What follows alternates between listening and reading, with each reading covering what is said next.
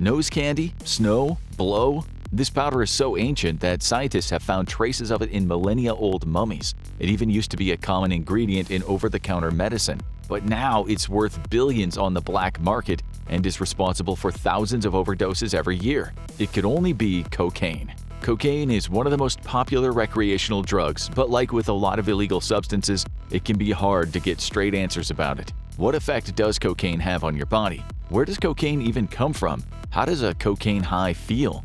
And if you're addicted to cocaine, how can you get better? You've got the questions, we've got the answers, and we recommend you listen closely. You don't want to become another tragic statistic. Let's start off by answering the most important question: what is cocaine? At its most basic level, it's a type of naturally occurring chemical known as a tropane alkaloid. Derived from the leaves of the South American coca plant, once it's extracted from the plant, it's typically processed into a powdered form called cocaine hydrochloride. Cocaine is a nervous system stimulant, a class of substances that also includes MDMA, caffeine, nicotine, and prescription medications like Ritalin and Adderall. Like all stimulants, its main effect is that it gives the user an energy boost and stimulates the brain's reward pathway. This, as you might guess from the name, is one of the parts of the brain that produces dopamine, a chemical that the brain releases as a form of positive reinforcement. Normally, the reward pathway is activated by what the brain deems to be positive actions: exercise, eating your favorite foods, finishing a complex task, and listening to music, all things that cause your brain to produce dopamine.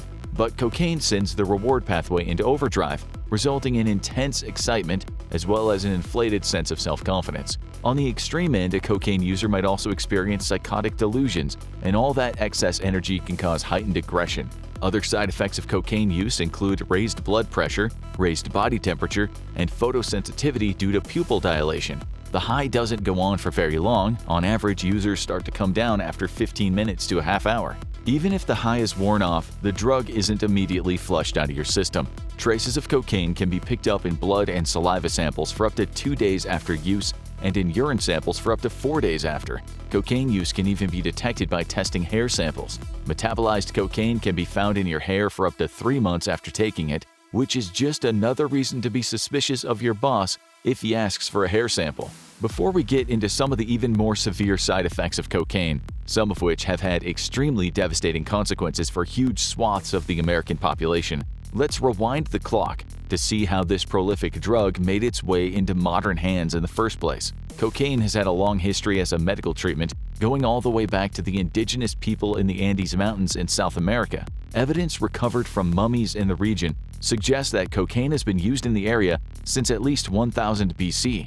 The Wari and Inca people frequently used the coca leaf as a stimulant, painkiller, and as treatment for altitude sickness when climbing up and down the Andes Mountains. Coca leaves are still used in the same way to this day by the people who live in and around the Andes. Typically, the leaves are chewed or boiled in a kind of medicinal tea. It can also be used to treat mouth ulcers and toothaches by wrapping coca leaves around alkaline burnt ashes and placing the sachet inside your mouth. Coca leaves were also consumed to lessen the effects of cold and hunger, which are common problems for people living in remote, high-altitude locations. When the Spanish first invaded South America, they saw the locals using coca leaves and immediately knew they wanted some of those magic leaves for themselves. When Francisco Pizarro conquered the Inca people in 1532, the Spanish Empire began exploiting the coca plant, forcing the natives to farm it in mass quantities so it could be exported back to Europe.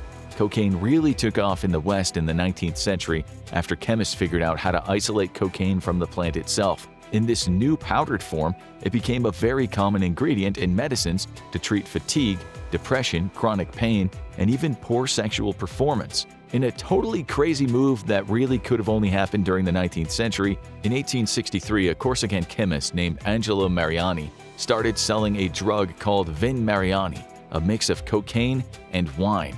And of course, cocaine was also an ingredient in Coca-Cola. Like a lot of soda fountain classics, Coke was originally sold as a patent medicine, a type of brand name over-the-counter drug that was very popular in the 19th century and had dubious health benefits. In the early 1900s, however, an FDA crackdown on quack medicine and a push for cleaner labeling on consumer products led to a lot of patent medicines disappearing from shelves. The ones that did survive did so by drastically changing their formulas and rebranding as soft drinks, including Coca-Cola, which was totally cocaine-free by 1929. Cocaine was phased out of a lot of medicines over the course of the 20th century, though its effectiveness as a numbing agent and a vasoconstrictant means it's still used as a topical anesthetic to this day. It's most common in nose, eye, and throat surgery, where the blood vessels are very delicate and need to be shrunk to avoid damage. In terms of recreational use, cocaine exploded in popularity in the 1970s and 80s when it became associated with the clubbing culture and gained a glamorous reputation for being the drug of choice for rich playboys and rock stars. Cocaine's pretty versatile as far as drugs go, and it can be taken in a number of ways. Most commonly, the powder is rubbed onto the gums or inhaled through the nose, but it can also be dissolved in water and taken via injection. Its freebase form, known colloquially as crack cocaine, we'll talk about crack again later, is also smoked. Cocaine usually isn't taken orally though. With a pKa of 8.6, cocaine is a weak base which interacts with the digestive acid in a way that makes it absorb poorly through the stomach. You can still get high from ingesting cocaine, but the effect is weaker and it takes longer to kick in. Conversely, absorption of cocaine through the gums or nostrils means the chemical crosses the blood-brain barrier faster than other methods. When taken this way, the cocaine high will hit within only a couple of minutes of taking the drug. The quick fix nature of cocaine is one of the biggest drawbacks of taking it. It's addictive. Like we said earlier, the high only tends to last about 30 minutes and you begin developing a tolerance to the drug's effects from the very first dose. On top of this, as is the case with a lot of stimulants, the users experience an unpleasant mood and energy crash when its effects start wearing off. So in order to delay the come down, users might keep taking bumps to prolong the high, even though each bump will have less and less of a positive effect each time, meaning that more and more doses are required to reach the desired high. Given what cocaine does to your blood pressure, this can have extremely deadly consequences. Cocaine overdose can cause heart attacks or stroke, and habitual cocaine use can lead to all kinds of serious heart conditions, as well as the onset of stress-related disorders and psychosis. Coke bugs is a common delusion suffered by cocaine users going through psychotic episodes, where the sufferer believes that bugs are crawling under their skin. Most people who use cocaine only do so casually, in no small part because of how expensive the purer strains of cocaine can get. They might try it once or twice while at a party or a club, and may never do it again. But that doesn't mean they're totally off the hook, as even casual cocaine use has its negative effects. Snorting cocaine can cause damage to your nasal passages in the short term, a blocked or runny nose on the mild end, and nosebleeds on the more severe end. Remember when we said that cocaine will shrink the blood vessels when it's applied? Well, when you combine that with a rise in blood pressure, it means that more blood is trying to get through the veins that are becoming thinner and thinner, leading to blood vessels in the nose rupturing and leaving you with a bloody nose. The damage done by infrequent cocaine use can heal on its own, but habitual users can often suffer from a constantly runny nose, chronic nosebleeds, complete loss of their sense of smell, and a weakened immune system.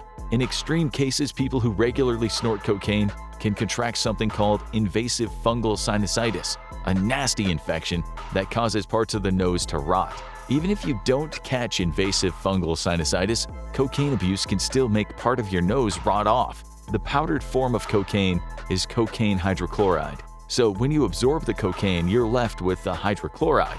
If too much hydrochloride builds up in your nose, it can form hydrochloric acid, which breaks down the cells in the nose over time. Ouch! Cocaine isn't very good for your teeth either. Much like taking it through your nose, taking it via your gums can leave you open to infections. Like all stimulants, it has a dehydrating effect and can lower the production of saliva, which leads to a loss of tooth enamel. Cocaine use can also cause involuntary tooth grinding, which can further damage your teeth and gums. Taking cocaine intravenously is probably the most dangerous way to take it, as on top of the risk of stroke, heart attack, and psychotic breakdowns, you also have to worry about fun things like embolism and needle contamination. Incidentally, Sherlock Holmes, the famous detective from the novels of Sir Arthur Conan Doyle, was a periodic user of injected cocaine. It goes without saying that this was a little more normalized during the Victorian era than it is now. Strangely enough, people who consume cocaine this way also often report getting tinnitus straight after injecting,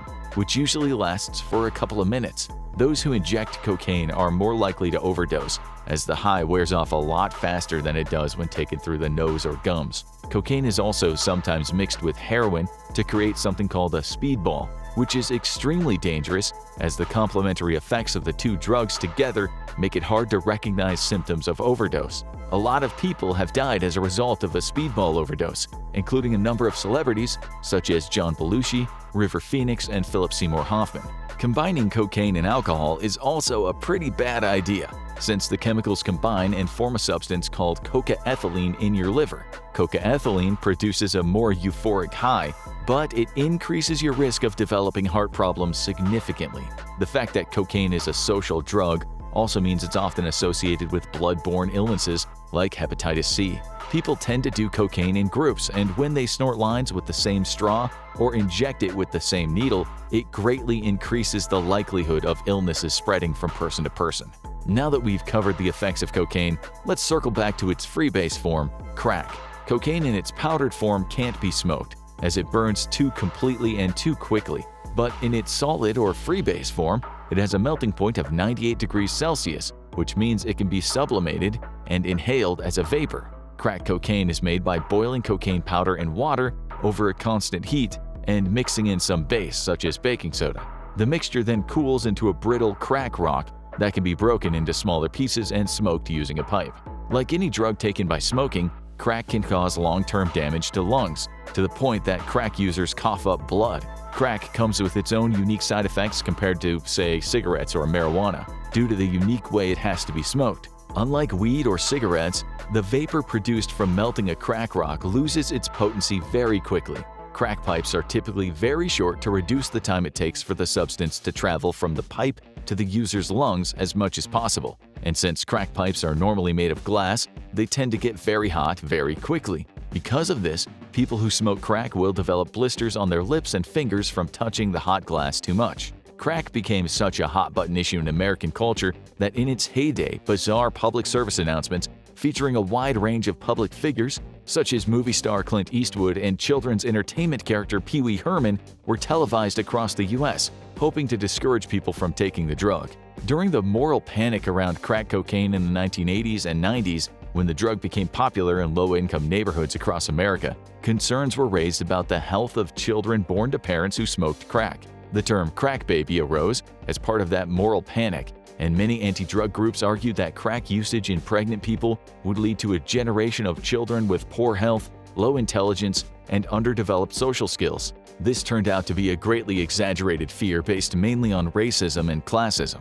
Studies done since have shown that compared to the effects of nicotine and alcohol use during pregnancy, the effects of cocaine on fetal development were negligible. However, cocaine abuse during pregnancy can cause a miscarriage and can in some cases trigger premature labor. Crack is also cheaper than powdered cocaine, which means it's more likely to be cut with other drugs and potentially poisonous substances. This is not to say that powdered cocaine is never cut with any hidden nasties though. Cheap cocaine is often cut with baking soda, quinine, or sugar, which can cause blockages in blood vessels when injected or respiratory infections when inhaled. It can also be cut with a drug called levamisole, which heightens the drug's effects but has been associated with the development of autoimmune disease. Cocaine's also increasingly being contaminated with fentanyl, an extremely potent synthetic opioid. While many have speculated that drug manufacturers combine the two drugs intentionally, tests done on seized cocaine by police suggest that fentanyl is usually only present in trace elements. Fentanyl has become a very popular drug in the past decade, and it's likely that cross-contamination occurs simply as a result of the two drugs being processed in the same lab or from them being stored in the same places. But because of how potent fentanyl is, consuming drugs with even trace elements of it can have noticeable negative consequences. Like a speedball, the mix of fentanyl and cocaine can have deadly effects if the signs of overdose aren't spotted quickly. Given that cocaine addiction can lead to all of these horrible effects, it might give you some comfort to know that the physical effects of cocaine withdrawal are fairly minor. Cocaine withdrawal can cause disturbed sleep schedules, increased appetite, slower reaction time, and fatigue. These physical symptoms usually start to go away a few days after quitting. However, the psychological effects can be much more severe. Cocaine withdrawal can often cause severe depression and anxiety, as the brain's reward pathway needs time to repair itself from overstimulation. Therapy can help to alleviate these psychological symptoms, but the process of recovery can take years. And during that time, the person may feel compelled to relapse and start taking cocaine again. That's why it's important for people trying to quit cocaine to have a social support network, and why group therapy is so important in cocaine addiction rehab. Because while many have survived and moved on from cocaine use, it only takes one unlucky session for things to take a turn for the worst. Where there's a will, there's a way is a famous proverb, meaning that if someone is determined enough to do something, they'll find a way to accomplish it regardless of the obstacles. This is especially true as it pertains to drug cartels, who will do just about anything to ensure their products get delivered to their clients in the US. So what are some methods that are used to sneak drugs past Border Patrol? Well, let's put it to you this way. If you can think it, odds are it's been attempted before. The US-Mexican border has been increasing its security lately with the deployment of active duty troops, which reflect the budding militarization of the area. States that border with Mexico include California, Arizona, New Mexico, and Texas. As of 2018, 2,000 National Guard personnel guard this line, with roughly half of them in Texas and the other half spread out throughout California, Arizona, and New Mexico. With so much protection, it can be difficult to envision cartels delivering drugs into the country successfully. So how on earth did they do it? Before we delve into all the creative methods that have been used to smuggle drugs, we thought we'd first examine some research to look at why drugs are a problem and the extent of its severity to better understand what we're dealing with. A 2015 report from the U.S. Drug Enforcement Administration explained that drug overdoses are responsible for more deaths in the U.S. than car accidents or gunshots. Some deaths were due to prescription drugs, others by cocaine, and many from the use of heroin. In terms of opioid overdose, Ohio ranks supreme with the highest death toll in the U.S. About 5,000 people are said to die from opioid overdoses in Ohio each year. This state also has some of the largest female prison populations in the country, with 35% of charges against women being drug-related. Drugs are an extremely powerful substance that can control the mind like an unstoppable force. Experiments on rats in the 1970s provided us with a lot of information on the issue. Scientists found that when given the opportunity, rats would choose to consume heroin or cocaine relentlessly to the point of destroying their bodies and brains until death overcame them through overdose. It can be difficult to resist because drugs trigger the pleasure center part of the brain, which reinforce an organism to consume more of the substance. This explains why campaigns that preach the slogan "Just Say No" often prove to be ineffective at stopping drug use. Drugs can magically alter our moods and shift us from feeling depressed and lonely to being happy and optimistic. Thus, it can be difficult to just say no to a solution for your awful feeling. Not all drugs are bad, and under the right circumstances, when monitored by a medical professional, they can be extraordinarily helpful for relieving the suffering of people who are experiencing very painful medical conditions. We spoke with some clinicians who explained that if there's a high rate of abuse or suspicion of drug abuse, this can often make doctors uneasy about prescribing certain prescription medications in fear of aiding the development of addiction. This can be extraordinarily difficult for people who truly need it for moderate to severe discomfort. Drugs in the wrong hands may also lead to seizures and higher rates of crime. According to a ForeverRecovery.com, a national survey shows that more than 32% of state prisoners and 26% of federal prisoners were using drugs when they committed their crimes. Does this imply that drugs directly cause people to commit crimes? Of course not. But it may suggest there exists a correlational relationship between the two. It's not surprising that mind-altering substances can pose as an influential factor on the thought processes that lead to certain behavioral outcomes, such as with acts of criminality. For instance, if a drug makes you feel invulnerable, you may then believe that you can get away with anything. If you take a hallucinogen, on the other hand, you may experience hallucinations or delusions that cause you to lose your sense of reality, such as having voices in your head telling you what to do. So now you might be wondering what types of drugs are smuggled into the US. For this, we examined the statistics of most commonly trafficked drugs into the US, as well as the percentages of offenses per drug. Going in ascending order, statistics show that oxycodone consists of 4.6%, heroin has higher rates up to 9.8%, crack cocaine is set at 13.1%, and marijuana resides at 21.5%. Cocaine and methamphetamine consist of the most commonly smuggled drugs at roughly 24%. Although Mexico isn't the only culprit, it is said to be the source of most forbidden drugs that enter the US. Now we can turn to the question you've been patiently waiting for. How do they do it? When you see how heavily guarded the border crossing is, it might appear impossible. Yet there are a multitude of creative and ingenious ways that drugs have attempted to get across. Our first examples relate to the use of smuggling drugs by air from the ground. This includes the use of catapults. Now, we can guess what you're probably thinking right now. A catapult? Really? In multiple instances, cartels were caught using giant catapults to hurl drugs over the border into the US, where someone would retrieve them on the other side of the fence. Catapults have been found on numerous occasions on the Arizona-Mexican border, flinging sacks filled with drugs roughly 328 feet. To put this into better perspective, that's further than the height of London's Big Ben clock tower if this iconic landmark were to be propped horizontally across a large stretch of land. Talk about jumping the fence. In some instances, t-shirt cannons were also used to shoot drugs over the border. This may be unsurprising when considering that this staple of sporting events has often been used to fire contraband into prison yards as well. Mexican authorities also found and seized a homemade bazooka that was being used to launch marijuana into the United States. NPR explained that this bazooka had been adapted specifically to use a compressor for shooting out drugs. Mexican officials seized some 1,800 pounds worth of marijuana that may have reached the U.S. by use of this bazooka. Finally, it may come to no surprise that drug smugglers would utilize the advent of drones. The Washington Examiner reported data showing that 15 drones had been spotted between Tijuana, Mexico, and Southern California from late 2017 to 2018. These drones carried drugs attached to them while flying over the border. Drones are also often used to spy on Border Patrol agents with a camera from hundreds of feet above.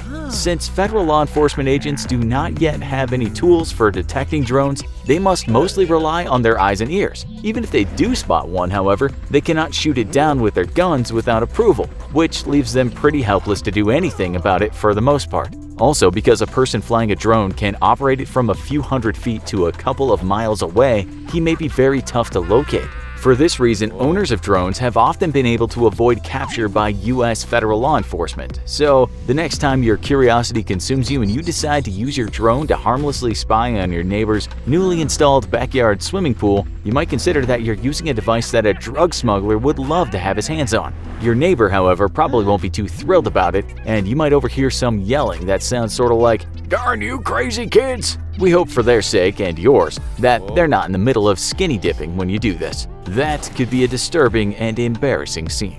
So we've discussed methods of drug smuggling by air, but what about underground? In 1990, a tunnel was discovered which ran 273 feet under the ground from a luxurious home in Agua Prieta, Mexico, to a warehouse in Arizona. Oddly, this tunnel was equipped with electrical lighting, a drainage system, and a trolley for transporting the drugs. An entire fancy operation was being conducted beneath the surface, and no one had any idea. What made it even more high-tech, according to InsightCrime.org, was that it possessed a hidden switch inside the luxury home that, when activated, boosted a pool table and concrete slab below it high into the air to open the way to a narrow shaft below. We must admit, that sounds pretty cool.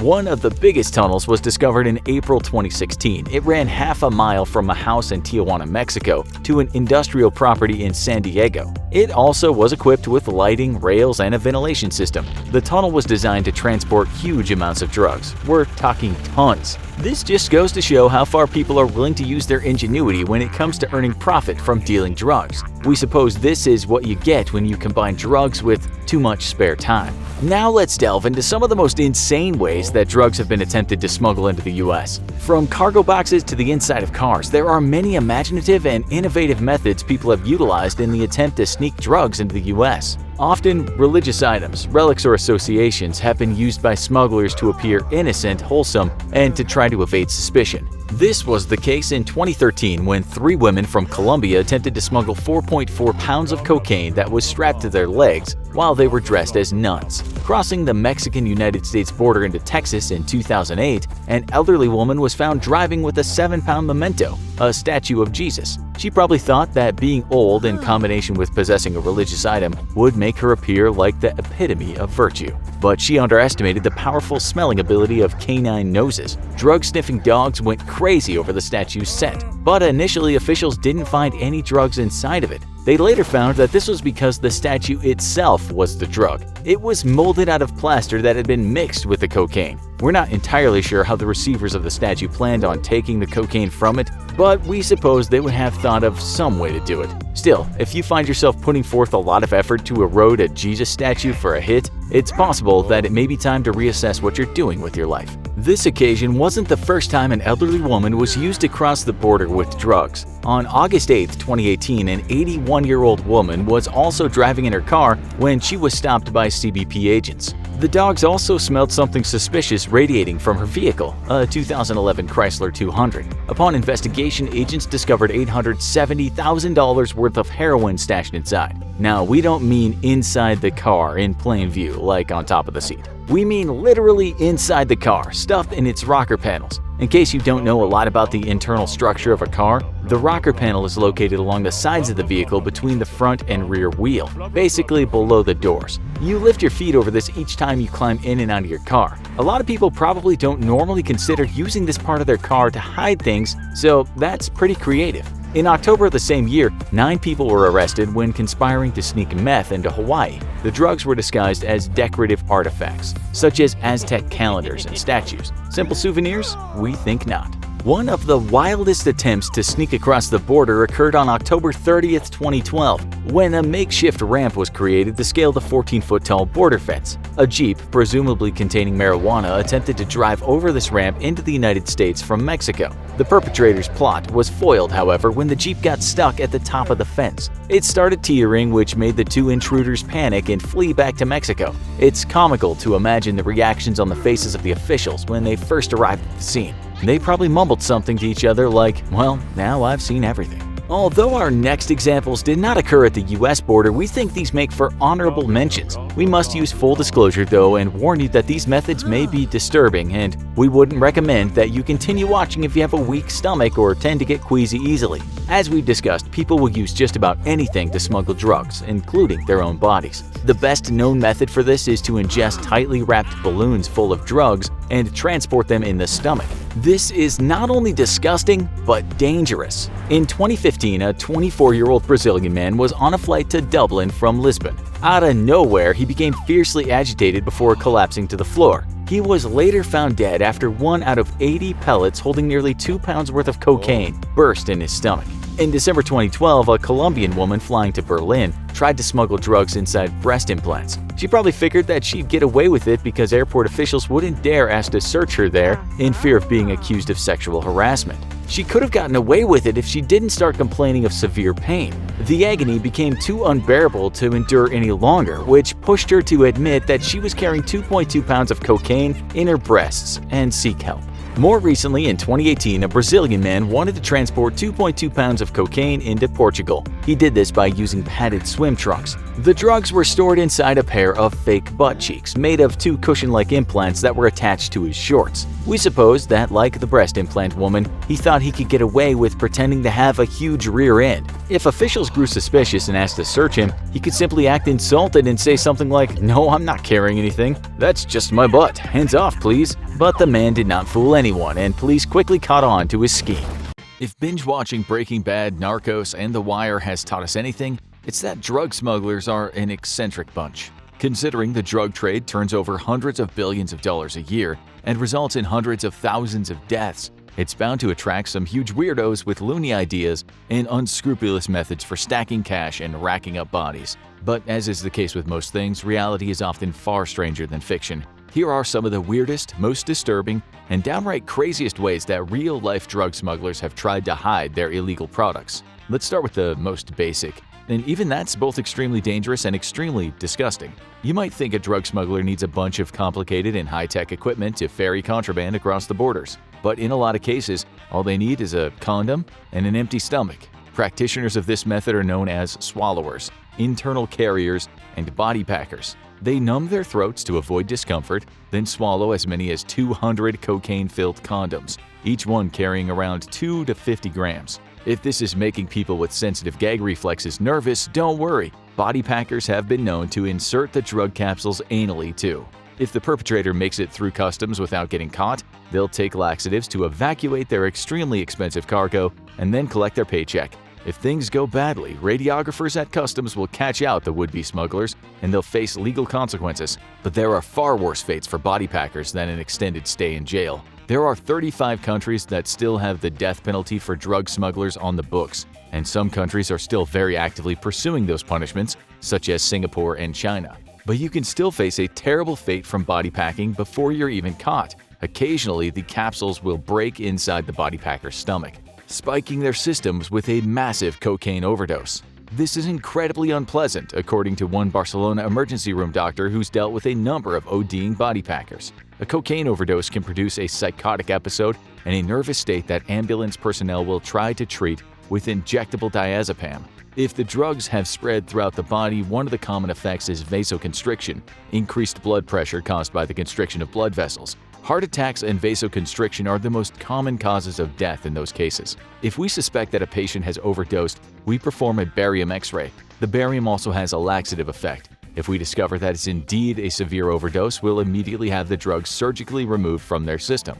Animal lovers might want to plug their ears for this next one, because human stomachs aren't the only ones used for drug smuggling. And sometimes the methods drug smugglers employ in this regard are outright monstrous. One Colombian heroin outfit smuggled liquid heroin in the stomachs of puppies in 2005. When the US DEA raided a farm operated by the cartel, they were able to rescue 10 purebred Labrador puppies, 6 of which had already had their stomachs cut open for the storage of 3 kilogram or 6.6 pound heroin packets. While the puppies were rescued, not all of them survived the harrowing ordeal. 3 of the 6 who'd been infused with the heroin packets died of infections after the drugs were removed. Smuggling drugs inside literal puppies would feel like the work of a silly cartoon supervillain if it wasn't so gut-wrenchingly horrifying in real life. But if that wasn't unholy enough for you, what about one crazy drug smuggler who thought literal holy water would be the best vector for his smuggling? This actually happened in 2008 when Customs caught Warren Maynard, a 50-year-old New York man, trying to sneak dozens of bottles of ketamine-laced water that he claimed was holy water. Well, he wasn't technically right in that regard. A bottle of water mixed with a powerful hallucinogen certainly might make a person feel like they're a little closer to the Almighty. He wasn't even the only smuggler to use religion as a shield for his sinister activities. In March 2020, a Cincinnati Customs and Border Patrol team intercepted a collection of religious paintings that just so happened to contain 9.2 pounds of meth with a street value of $16,720. Is nothing sacred anymore? And because subtlety is dead, Bernardino Garcia Cordova, a drug trafficker also known as the Spider, imported a statue of Jesus that was literally made from $30,000 worth of cocaine. And this isn't just a classy ornament for drug lords who also happen to be devout Catholics. DEA spokesperson Stephen Robertson said, "The statue could have been broken down with water, sifted, and then strained to get the all-too-precious powder into street sale form." It's clear that if you want to be successful in this field of criminality, you gotta use your head. But there are right and wrong ways to use your head, as 2 British women aged 17 and 20 found out when they engaged in a harebrained scheme to smuggle $220,000 worth of cocaine stitched to wigs. They were apparently paid only £4,000 to be the mules in this scheme, which probably wasn't worth the risk, or the many years in prison they were likely handed after being caught by the Jamaican authorities and sent back to the UK. This seems to be a pretty embarrassing way to go down. But at least those 2 anonymous British drug mules aren't alone. In 2011, a 12-person drug ring was arrested in Philadelphia for a more complex but still equally stupid scheme. They were smuggling drugs out of Panama by sewing the drug packets into wigs and weaves before accepting the packages in the US and passing the drugs over to street-level dealers in not 1, not 2, but 3 different states. Of all the flaws in their plan, a lack of ambition was not one of them. Sometimes it isn't the quantity of drugs smuggled that surprises you, but the location. Fellas, we warn ya, this one, it's gonna make you squirm. 2 different men, Antoine Banks in 2011 and later Joshua Hare in 2016, were both arrested for hiding tiny drug packets under their foreskins. We here at the Infographics Show are not entirely sure that any kind of payment would be worth going through that particular ordeal. Let's get away from that nightmare as soon as possible and instead talk about horses. Don't worry, equestrians, we're not going to tell you anyone's cutting open horses. Well, not yet anyway. In this 2017 story of a deranged drug distribution, Customs seized $1.2 million worth of liquid meth that an enterprising 31-year-old woman had hidden in horse shampoo bottles. Do we think this is a good idea? Nay. Was that too corny? Sorry. We'll show ourselves out through the stable. If all this has left you all feeling a little disturbed, please take a second to rest. How about a snack? Maybe some sweet, delicious strawberry jam. just make sure that the jam didn't come from this particular shipment of jam that was intercepted by Customs and Border Patrol back in Arizona in 2016. A 51-year-old trucker was caught with 6,500 pounds of contraband marijuana, valued at $3.25 million, hidden inside vats of strawberry jam. Yummy! Food products can be a common vector for drug smuggling. In January 2017, a Southern Border Patrol bust revealed huge quantities of cocaine hidden in cans of tuna and corn. In Melbourne, Australia, customs agents found 5 tons of ecstasy hidden in tins disguised as canned tomatoes. But even the fruits and vegetables themselves aren't safe. The infamous Sinaloa drug cartel has been known to stuff plantains, cucumbers, and coconuts with drugs. The same can be said of burritos, chili peppers, fake carrots, soda cans, candy, yams, and extremely unconvincing packs of limes, which were actually just printed photos of limes wrapped around larger bricks of marijuana with a street value of $500,000. Believe us, this is a lot more appealing than the Texas drug smugglers who hid $459,000 worth of cocaine and marijuana in barrels of grease. Talk about slipping customs. A similarly unappealing smuggling scheme unfolded in Thailand, where a popular variation of methamphetamine known as yaba, translated literally to crazy drug, has taken the scene by storm. One of the weirdest ways of smuggling yaba has been hiding it in the bodies of dead bugs. Though personally we find ferrying around shipments of dead bugs pretty weird and suspicious in its own right. Don't you agree? You'd think it's too risky or too obvious to smuggle drugs inside a car, but professional drug smugglers still find bizarre and novel ways to do it. One bust in early 2017 found a record-breaking $2 million worth of methamphetamine in packs under the dashboard of a Volkswagen Jetta. A white sedan also had $1.3 million of cocaine stashed in a secret compartment hidden behind the license plate. And who could forget the pickup truck that hid $800,000 worth of marijuana in a secret compartment beneath its flatbed? And hey, just in case you were worried that there was literally any part of a vehicle that a drug smuggler couldn't turn into a hiding place, a smuggler at the Presidio border hid $500,000 in meth above the gas tank of a 1999 Mercedes-Benz. And now we understand the true secret of being able to afford a Mercedes-Benz. Wow! But not every drug smuggler about town is willing to settle for something that mundane. Some drug lords truly want to live up to their Bond villain media image. One way of doing that is by investing in a 6-man drug smuggling submarine, or drug marine, if you will. The submarine, powered by diesel and seized in Ecuador in 2010, was designed to carry over 10 metric tons of drugs. And while it may have been intercepted and caught in the end, nobody could deny it is incredibly theatrical. But what if you want to go old school? We're talking World War I old school. In Colombia, there have been documented cases of carrier pigeons being used to transport small pouches of marijuana and crack, like sending wartime messages but far more illegal. How about we go even older school? This time we're talking about medieval old school.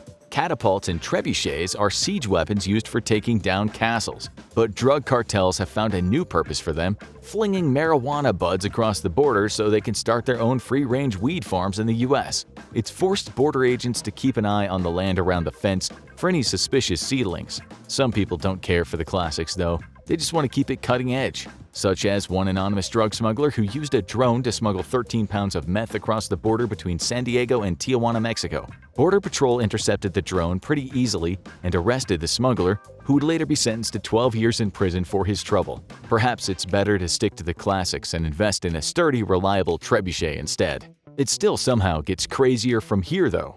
You may remember such meme movies as the 2006 Samuel L. Jackson classic Snakes on a Plane, and the 2023 Elizabeth Banks classic Cocaine Bear. But what if their powers combined into Snakes on a Plane on Cocaine? Except this isn't a movie, it was real, and it happened in 1993 when 80 pounds of cocaine was forced into the bellies of 223 live snakes by drug smugglers. Crazy antics ensued. The snakes somehow escaped, causing chaos throughout the plane, until one quick-thinking cop escorting an important witness to the stand was able to take control of the situation and scene. Snakes on a Plane on Cocaine, coming to your local cinemas next fall. Unfortunately, the reality didn't follow our little movie script. The snakes actually all died from the trauma, much like the bear that inspired Cocaine Bear. But to a drug smuggler, sometimes a dead animal can be just as useful as a live one. The Mexico City drug cartel split a ton of cocaine between 20 dead sharks, which they then tried to sneak into the United States. Much like the dead bugs full of yaba back in Thailand.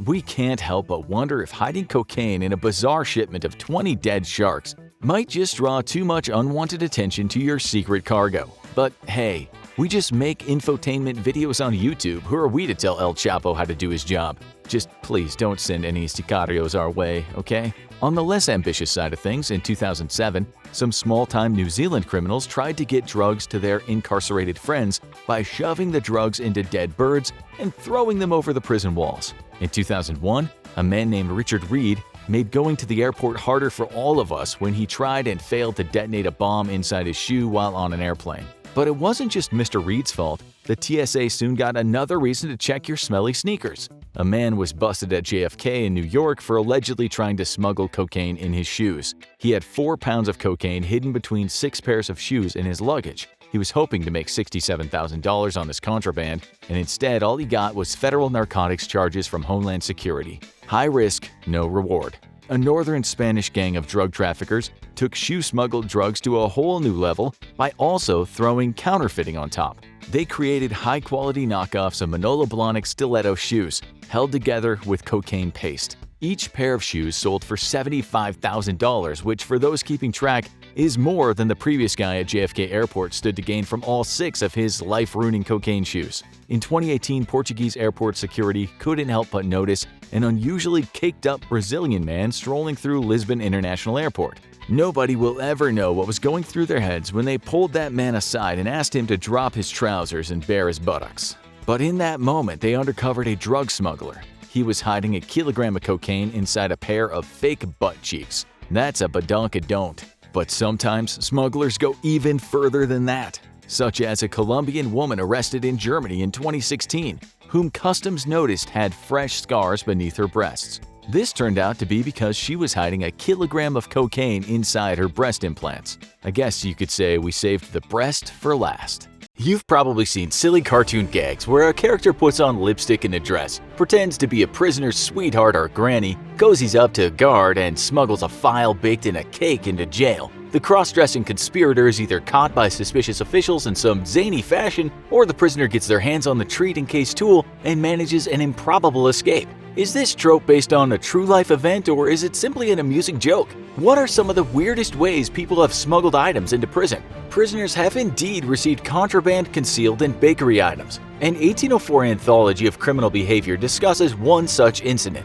In England, gang member and pickpocket William Blewett was sentenced to 7 years for an undisclosed offense. He was incarcerated on a prison ship bound for America. William caught wind of some prisoners' plans to escape before the voyage could get underway. They had procured saws and files hidden in cakes of gingerbread and intended to use the instruments to free themselves. William snitched to the captain about his fellow felons before they could escape. This was one instance where snitches didn't get stitches. The grateful captain pardoned William for his loose lips. Sadly, William quickly returned to a life of crime. People also tried the tools hidden in cakes exploit in America. In 1909 Los Angeles, a Mr. Humley was arrested for passing a forged check. While jailed and awaiting trial, he was sent 2 cakes, one frosted with chocolate icing, the other with white icing. The sheriff intercepted the package and thought the sweets were curiously heavy. Cutting open the cakes, each was found to contain half of a .38 caliber revolver. Mr. Humley had an elaborate plan to reassemble the gun, threaten or kill guards in order to get the jail keys, and make an escape. He and his accomplice who sent him the cakes planned to sail to Mexico, where they hoped to get involved in the opium trade. For the cake caper and his bad checks, Mr. Humley was ultimately sentenced to 7 years at Folsom Prison. Frankly, contraband in baked treats is just the tip of the iceberg. Humans are incredibly resourceful and wildly enterprising, especially when they're locked up. Time hangs heavy on inmates' heads, and they can spend days plotting how to receive goods from the outside world. There's been a wide variety of food seized for containing prohibited items. At the Corradino Correctional Facility in Malta, officials seized a banana stuffed with a cardboard tube of heroin. The smugglers managed to be let off the hook, while the inmate set to receive the fruit was given an extra 11 months in detention. Officials in Tripoli's Tyre prison once confiscated 16 potatoes brought for a prisoner. You'd think potatoes would make for an innocuous care package, but the tubers were stuffed with hashish. The smuggler was taken in custody, but his cleverness was appreciated. Worldwide, authorities are constantly fighting an ongoing battle to keep prohibited items out of the hands of jailbirds. Sometimes prisoners have some unusual partners in crime. In 1938, two prisoners in solitary confinement at a prison in Amarillo, Texas, kept getting their hands on cigarettes, much to the puzzlement of county jailer Dirk Vaughn. Eventually, another prisoner spilled the beans. The prisoner had taught a large cockroach to carry a smoke and a match on its back. The insect would scurry through a crack in the wall, leading to the solitary cell block. Dick was so impressed by the inmates' ingenuity that he released them from solitary confinement, saying anybody who could make a cockroach work deserved more freedom for his activities. Other animals have also been used to try to deliver illicit goods. One day, guards at a medium security prison in northeast Brazil noticed a stray cat with a bag strapped to its middle. After detaining the purring prowler, authorities found 2 saws, 2 concrete drills, a headset, a memory card, a cell phone, and batteries in the bag. The cat had been a familiar visitor to the prison grounds. Guards thought the cat was raised by inmates. The authorities tried to question the cat, but it refused to cooperate. I guess the cat got its own tongue. Birds as couriers are a popular tactic. In 2009, prisoners in southeastern Brazil reportedly bred carrier pigeons inside their jail. The birds were smuggled out of the prison, outfitted with mobile phone parts by people on the outside, and then released. As carrier pigeons instinctively fly home, they return to the jail. At least 2 pigeons arrived with deliveries, but were caught and had their goods confiscated. On a more sinister note, some criminals didn't have the patience to work with live birds. At a prison in New Zealand, prisoners got someone to stuff dead birds with methamphetamine and then throw them over the prison wall into the exercise yard. Then the prisoners would attempt to retrieve the tiny drug-filled corpses during recreation time. Another popular endeavor for passing prohibited objects is attempting to conceal them in sentimental gifts from loved ones. In New Jersey, relatives of inmates dissolved the drug Suboxone into a paste and painted it onto pages in a coloring book. They mailed the gift to prison, even writing "to Daddy" on the book in an attempt to diffuse suspicion. However, the prison had a known issue with drugs and coloring books. Upon arrival, the book in question was confiscated and both the prisoners and the family members faced charges. A Cincinnati woman and her incarcerated boyfriend faced felony criminal charges after she reportedly tried to smuggle a Bible laced with heroin to him. Clearly, she was not doing the Lord's work. Guards noticed an odd stain on the Bible, which later proved to be 30 to 40 hits of heroin. Paper hasn't been the only item infused with drugs. Michael Jones, a Kentucky inmate, was charged with murder when one of his cellmates died from an overdose of methadone. Jones, who was in jail for a DUI charge, had been out on a court-ordered furlough. When he was returned to jail, he brought back with him a pair of underwear soaked in liquid methadone. Jones tore the shorts into pieces and shared them with his fellow convicts. A tried and true strategy of prison smuggling is leaving items on the grounds of the prison for inmates to later collect. In many prisons around the world, officials are struggling to combat the trend of drones flying over and dropping contraband onto the prison yards. To deal with this issue, several U.S. states have passed no-fly zone laws for detainment facilities. Other strategies proposed to thwart drone smuggling are drone tracking systems and drones that chase down and catch other drones. Dutch authorities tried out a drone hunting eagle program, but had trouble getting the birds to cooperate. One man tried to achieve an illegal prison delivery via arm power. Christian D. Moore tried to throw a football filled with cell phones, pot, and heroin into the inmate exercise yard at the Cottonwood Correctional Facility in Jackson, Michigan. Unfortunately, the heavier-than-normal ball only made it over the first fence, failing to clear the second one. The football was recovered by prison staff, and Moore was convicted of furnishing contraband to a prisoner and being a terrible passer.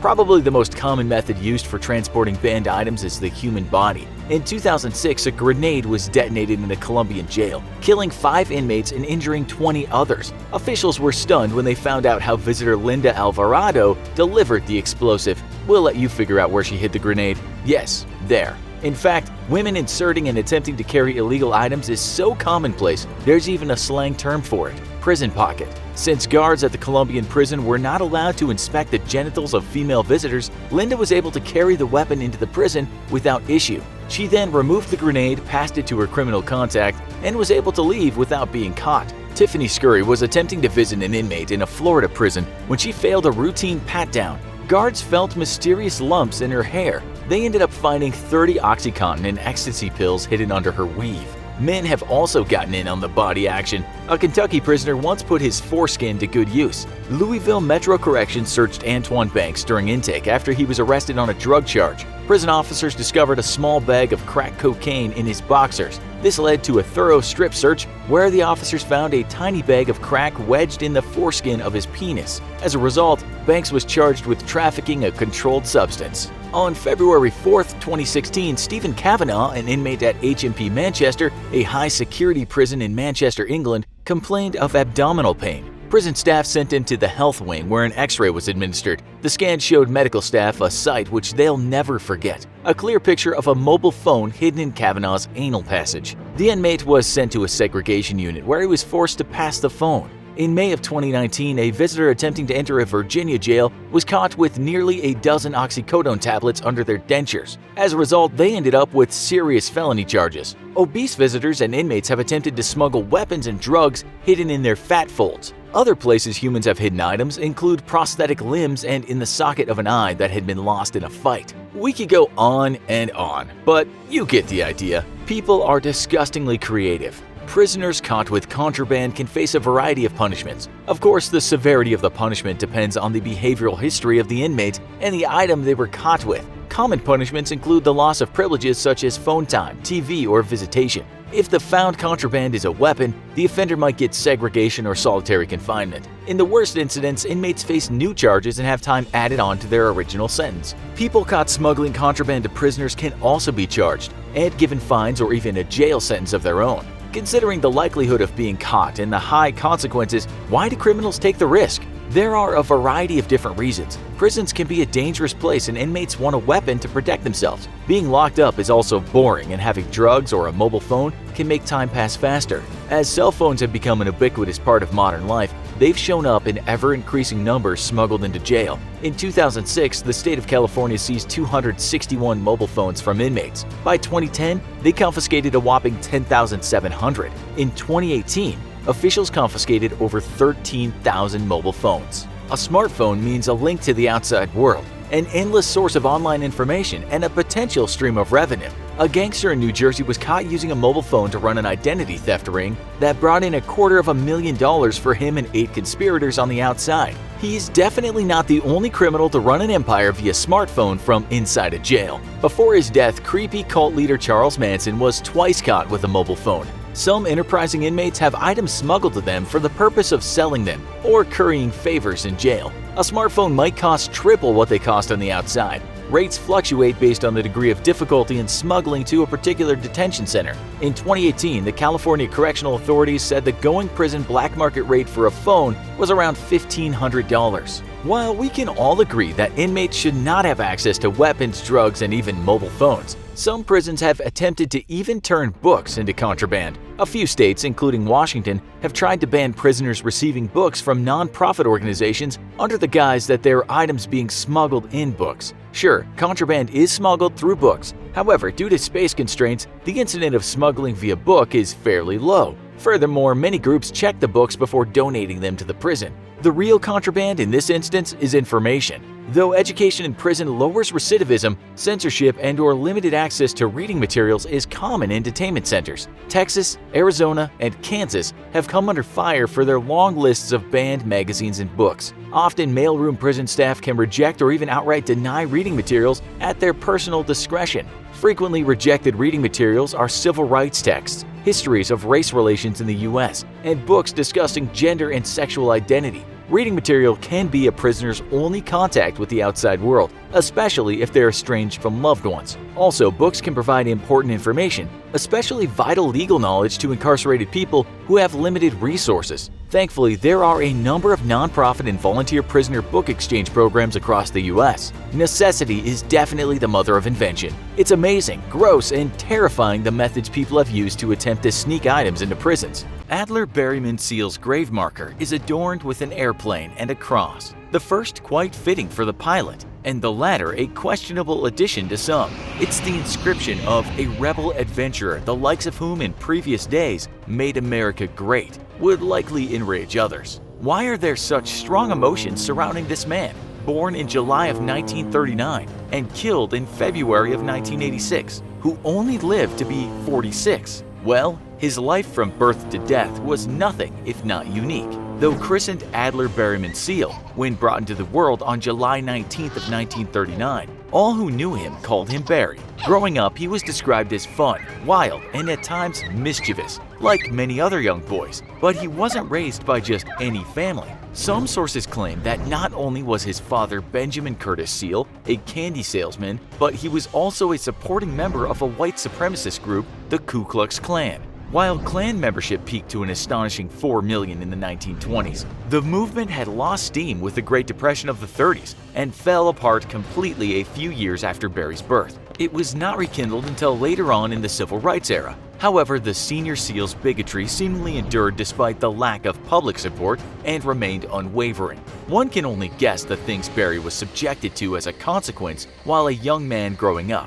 Fortunately, Barry made a name for himself early on, not as a racist but as a remarkably gifted pilot. He first manned an aircraft in solo flight at the tender age of 15, after just 8 hours of practice. By 16, he was a fully licensed pilot. While others his age might work on a paper route or bag groceries at a store, Barry spent his time towing advertisements across the sky to earn some extra cash, and he knew just what to spend it on. He allegedly landed a plane on his high school football field in order to impress a girl and take her out on a date. As he grew older, Barry put his many talents to use in much more practical ways. He joined the Louisiana Army National Guard in 1961 and served as a member of the 20th Special Forces Group for several years. After doing his part for the country, he worked as an engineer for Trans World Airlines. However, his in-flight talents quickly became evident and soon elevated him to the position of command pilot.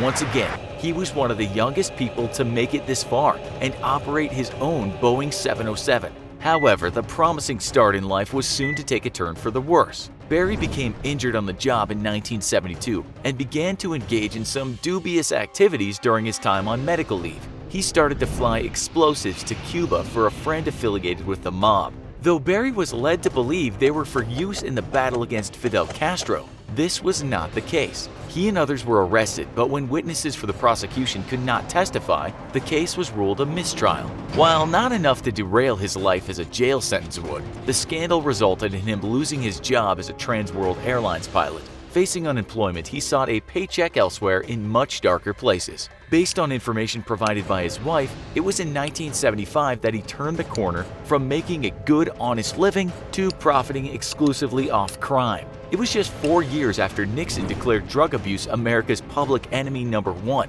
that Barry began smuggling the stuff across the country's borders. He began with stashes of weed, then bridged over to pills, and finally to cocaine. This helped him develop some rather unsavory connections and brought him into close contact with the Medellin cartel. Eventually, he was transporting mass shipments of drugs on behalf of Pablo Escobar, its leader. Escobar and his crew had quite a reputation already at this point, but they were busy making it worse. They were behind the Medellin massacre that took place that same year and left 40 dead as retaliation for the seizure of their drugs by Colombian authorities. They also had a habit of referring to Barry as El Gordo, which means the fat man. However, Barry began a partnership with the nefarious criminals, nonetheless becoming an even greater one himself in the process. After hooking up with the cartel, he began to unload his cargo in sparsely populated areas of West Arkansas instead of Louisiana, the place he was most familiar with and called home. This was a much safer destination, especially considering how Barry would fling duffel bags of drugs from his plane to be snatched up by his accomplices waiting below. For years, he made mega bucks off this arrangement and accumulated a stash in the millions, until one day when a shipment was intercepted en route to Fort Lauderdale, Florida. Just like that, his days of profiteering off the drug trade were over. Unfortunately, by that point, uncalculable damage had already been done. Upon being apprehended, Barry admitted that he had flown drugs into America more than 100 times, carrying between 600 and 1,200 pounds of cocaine a trip.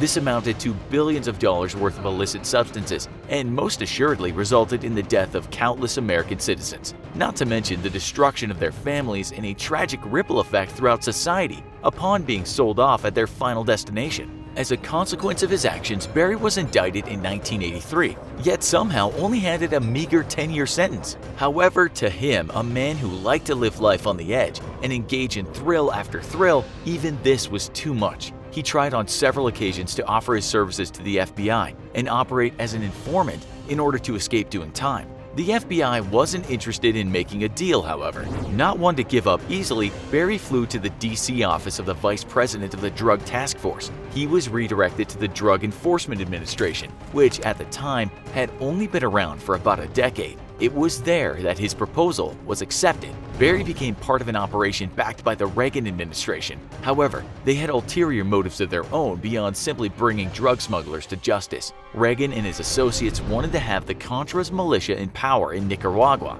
not the Sandinista government. However, the US was in a bit of a pickle, as Contras were renowned for various human rights violations. In other words, they could not be backed without a reason, and it had to be a good one. Barry claimed to be able to give them this. Apparently, the Sandinistas were working together with the Medellin cartel in the drug smuggling business, and he could provide proof. Barry held up his side of the bargain. Landing in Nicaragua, the CIA's cameras on his plane captured images of the Medellin cartel and its leader loading cocaine with Sandinista soldiers' assistance. Perhaps wanting to give yet further importance to the mission, Barry later claimed that an associate of a Nicaraguan official was present as well. While this was questioned by some reporters, others believed this as well as everything else. Barry would come to wish they hadn't. The Washington Times soon published a story in which they described his trip and called him out by name. It was pretty clear from the piece that he had been working for the US government to disclose the underhanded dealings between the Sandinista officials and the cartel. The timing could not have been worse, as it also brought Barry's usefulness to an end. He had originally intended to stage a celebration with Escobar and other key players after successfully flying the cocaine to the States. However, this would work as a cover, as the men would be surprised and arrested.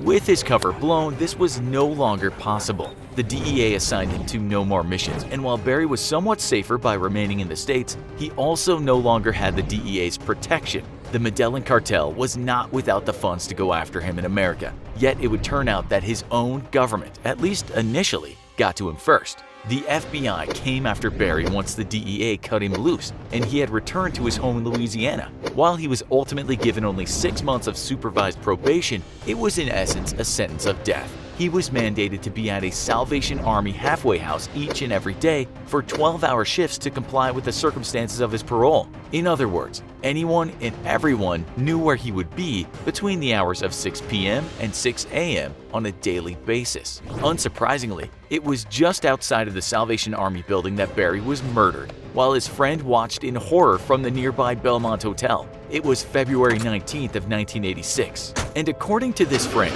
2 killers approached Barry's car from both sides. While each carried machine guns, only one shot his weapon. Barry anticipated what was soon to take place and put his head down before the shots were fired. While definitely not without his faults, many claimed that the way Barry's life ended was reprehensible. They believed it was a disgrace that a man who put his own safety on the line while working for the country was essentially left out in the open at a time when he was most vulnerable due to its betrayal. Though he had allegedly refused witness protection, many claimed that in his own best interests he should have been forced to accept some sort of a defense. Fortunately, those who killed him answered for their crime. Assassins linked to the Medellin cartel were later found trying to flee Louisiana, and they were convicted of murder and sentenced to live out the rest of their lives behind bars. However, some believe that the way things panned out was just all too convenient. Some believe it was the CIA, not the cartel, who orchestrated the events surrounding Barry's death. It was rather nice that Reagan could use the photographs from Barry's secret mission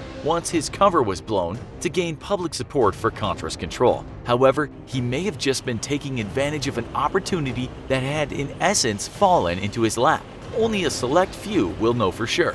Whoever was ultimately behind Barry's death, many who knew him felt a sense of loss at his passing. He married 3 times and left 4 kids behind. Quite likable in person, he had many friends as well. To look at photos of Barry, who in his later years was quite portly with a double chin and a side-swept comb-over, you would never guess he was working on the opposing side in America's war on drugs. Because of those choices, those with loved ones who suffered from addiction may have been less than sorry to see him go. Despite opposing opinions, most agree that Barry got in over his head and paid the ultimate price, as most do when it comes to drug smuggling, let alone switching sides. While we've covered most of the known facts of Barry Seal's life and death, it's important to note that conspiracy theories surrounding his various exploits abound. Some have claimed that he carried out various government missions far before his last drug smuggling project for the DEA. This included an attempt to kill Cuban leader Fidel Castro, and while not the trigger puller, supposedly placed him at the scene of Martin Luther King's assassination.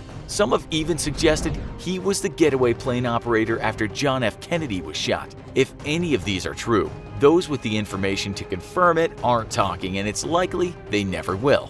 Did you know that mice like to partake of the green stuff? Well, at least that's what a group of police officers tried to claim. In 2018, the upper management of a police department near Buenos Aires, Argentina, performed an inspection of impounded drugs. Curiously, out of the approximately 6.6 tons of confiscated cannabis that had been stored in a police warehouse for the past 2 years, only 6 tons could be accounted for. When questioned by a judge, a police commissioner claimed that the mice ate over half a ton of marijuana. Forensic experts from Buenos Aires University debunked the commissioner's explanation, saying that with their excellent sense of smell, mice wouldn't mistake the drug for food. Also, if they'd eaten large quantities of cannabis, a lot of mouse corpses would have been found in the warehouse. 8 policemen ended up fired, and the commissioner was investigated by the court to determine if the missing drugs were the result of expedience or negligence. That might be a funny incident, but how common is it for confiscated drugs to go missing? What actually happens to drugs seized by police? Generally, the procedure is determined by where the bust happened. Each country, and in many cases each jurisdiction or law enforcement agency within countries, have their own set of rules, regulations, and processes for confiscating drugs. In general, in the US, during a raid, arrest, or any situation where the police seizes narcotics, they immediately start a chain of custody for their items. Law enforcement must manage contraband while it's in their possession. They have to be able to show in court that the drugs have not been swapped, altered, or tampered with prior to testing. After the narcotics are seized, the confiscating officers take them to police station's property room. The officers then package the drugs in clear plastic bags along with case information, such as the seizing officer name, ID numbers, date, time, and case number. Any information is usually written in permanent ink. Then the plastic bags are heat sealed and tamper evidence tape is put over the seal. The officers initial and date the tape, so if someone was able to get the tape off without tearing it, it would be impossible for them to put it back on in a way that lines up with the other writing on the tape. Once sealed, the drug packages are submitted to the evidence management unit, who forwards them to a crime lab or a forensics unit, either in-house or off-site. The lab tests the drugs to positively identify exactly what the substance is. The drug ID provided by testing is crucial in helping law enforcement to file charges and make cases. Minus the small amount used for testing, the crime lab or forensics will return the drugs to the evidence management unit for storage pending case disposition. Now, if the case goes to trial, the prosecutor may request that the arresting officer bring the drugs to court. In this situation, evidence management would check the drugs out of the property storage room to the officer. They would then take them to court and return them to the property room after the hearing or portion of that trial they were needed for. Once the case completes, the time for an appeal passes and the evidence is no longer needed, the drugs are reclassified in the system as slated for destruction. Most jurisdictions hold drugs for the duration of the trial. On average, for a non-serious offense, the drugs might end up being held less than 3 years. For a large bust with a long trial with many defendants, seized narcotics could be held for 7 to 8 years. Sometimes police use the drugs slated for destruction for undercover operations and training, both canine and field test training for employees who may not come into contact with drugs often, but should be familiar with narcotics, such as probation, parole officers, and confidential informants. Most jurisdictions conduct biannual evidence destructions, or when the amount of contraband slated for destruction reaches a predetermined threshold, eradication is carried out. A common exception to storing all the seized narcotics of a case is live marijuana plant seizures, especially from commercial outdoor gardens. Law enforcement will collect representative samples for court. Then they'll use a backhoe or other gardening equipment to dig a deep hole and mass bury the other cannabis plants. Deprived of oxygen, the plants will quickly rot and die. For destruction, law enforcement agencies have many agreements with local funeral homes, factories, or hospitals to incinerate the contraband. Generally, incinerators burn hot enough to quickly and rapidly destroy the drugs while not producing smoke. Other jurisdictions use third-party contractors licensed to handle hazardous materials to destroy the drugs on their behalf. Then, there are some law enforcement agencies that burn the drugs themselves. Sometimes they get in over their own heads, such as in 2015 when a police force in Tangerang, a town 15 miles outside of Jakarta, Indonesia, decided to destroy 3 tons of cannabis in a bonfire. Realizing that the fire would give off fumes, local officials wore gas masks. However, they forgot about the town. Smoke from the fire spread and a significant portion of the town's residents got high or experienced dizziness and headaches. As our opening story highlighted, there are a few law enforcement officers out there with sticky fingers. Sadly, this is not an uncommon issue. While researching this video, we found multiple instances of cops in the US, UK, and other countries being caught stealing from a property storage. In some cases, cops even skipped the evidence storage part and simply misplaced the drugs during a raid or arrest. And that's what a pair of Canadian cops did. Misplaced marijuana-laced chocolate bars straight into their mouths. On January 27, 2018, Toronto constables Jamie Young and Vittorio Dominelli were part of a raid on a pot dispensary. Vittorio stole 3 hazelnut chocolate bars infused with cannabis oil. Later on that night, the two cops were on surveillance duty. After a discussion about having never tried marijuana, they decided to sample the chocolate. They ate 8 squares of 1 bar. 20 minutes later, the effects of the chocolate hit Vittorio like a ton of bricks. He started sweating heavily and thought he was going to pass out. He worried that he was going to die. About 2 hours later, Vittorio called for assistance over police radio using the 1033 police code, which indicates an officer is in serious trouble. He claimed he was about to pass out from running down the street. Responding officers said that the pair appeared to be in distress when they were found. They were both taken to a hospital. One of the responding officers slipped on ice during the call and also had to be transported to a hospital. Vittorio and Jamie faced misconduct charges under the Police Services Act. Vittorio resigned from the force. A judge called him a complete idiot for tampering with evidence. Due to Vittorio's theft, 7 of the suspects charged in the pot shop raid had their charges dropped. Sometimes the cops aren't stealing to satisfy curiosity or support a personal habit, they're running an illegal black market. In 2014, based on a tip, police in the UK conducted a raid on Police Inspector Keith Booth's home.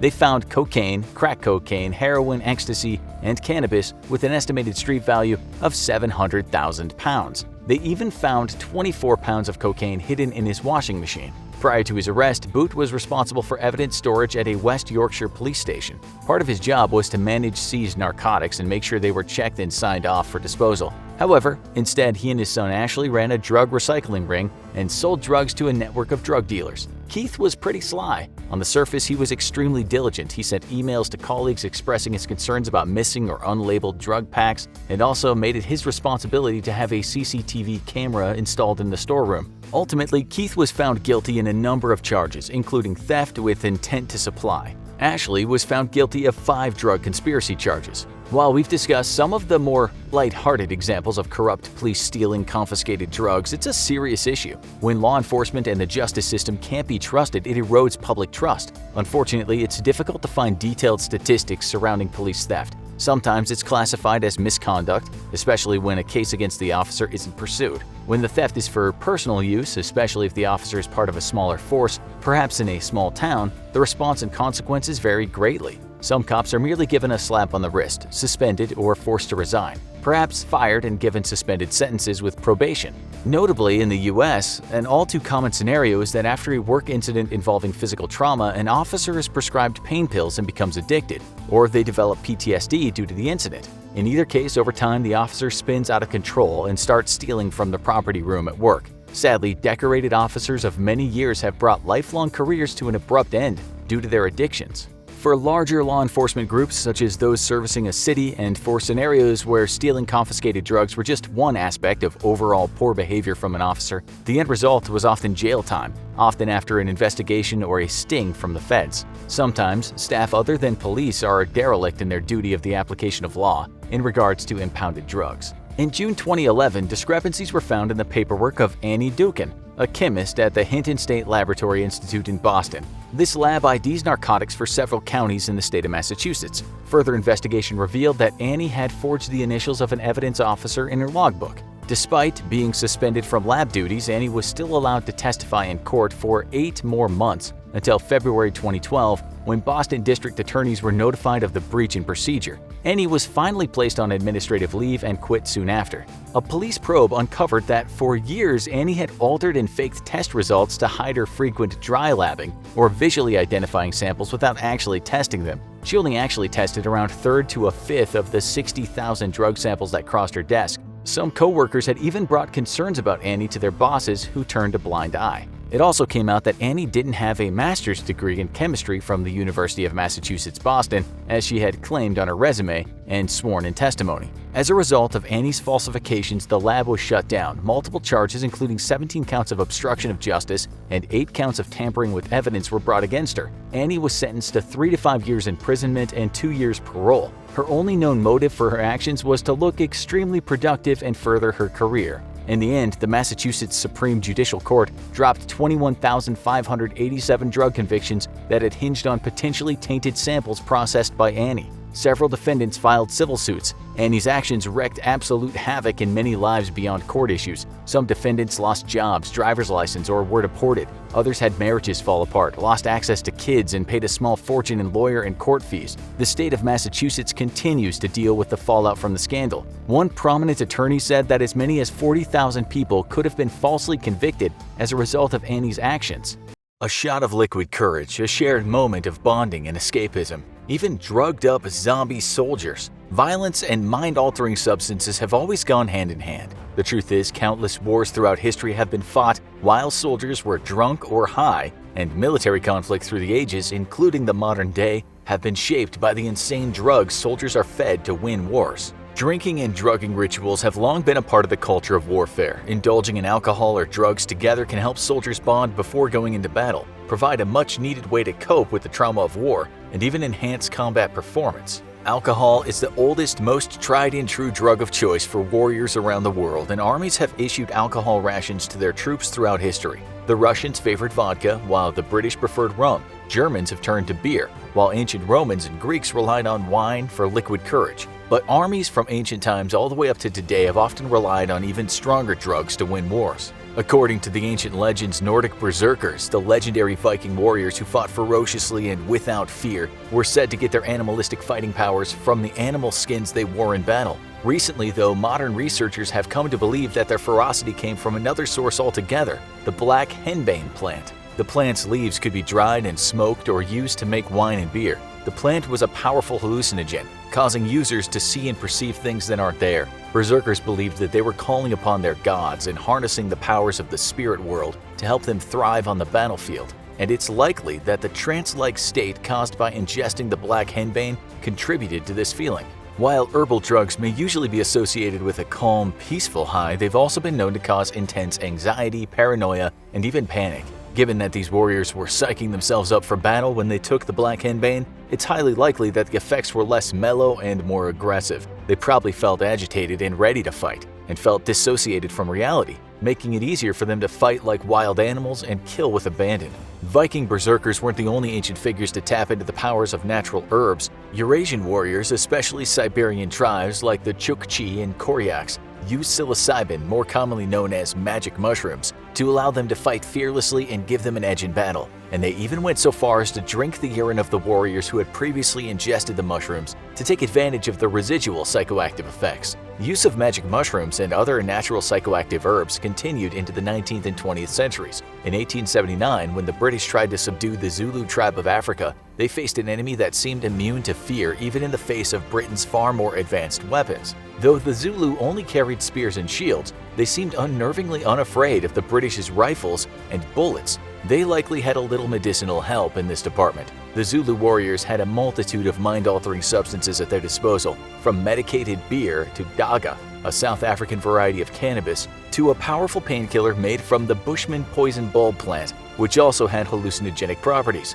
Thanks to the psychoactive properties of these drugs, the Zulu warriors would have felt disconnected from the reality of battle, allowing them to fight ferociously and without fear. Though the Zulus would unfortunately go on to lose the war, they did impress the British with their willingness to face death without fear, thanks to the help of pharmacology.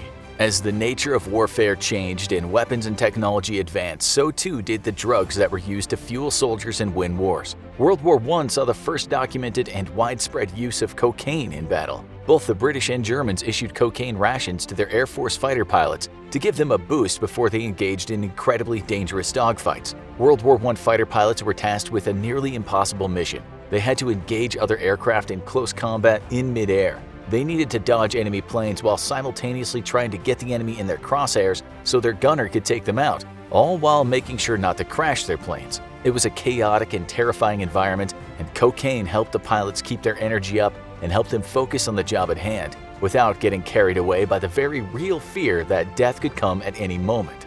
The Canadian infantrymen who also relied on cocaine called it forced march, since that was exactly what it was used for. Infantry troops that needed to be mobilized and moved long distances during the war often had to do so on their own 2 feet, enduring grueling marches through desolate, war-torn landscapes, knowing all the while the enemy could be anywhere waiting to attack.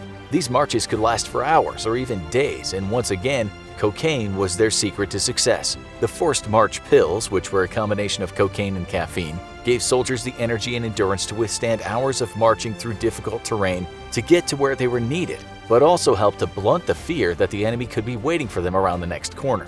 The most famous stories of soldiers on drugs might have come from World War II, which is fitting considering that the entire 6-year conflict was largely fueled by speed. A favorite of the frontline soldiers on both sides, the Nazis' drug of choice was called Pervitin.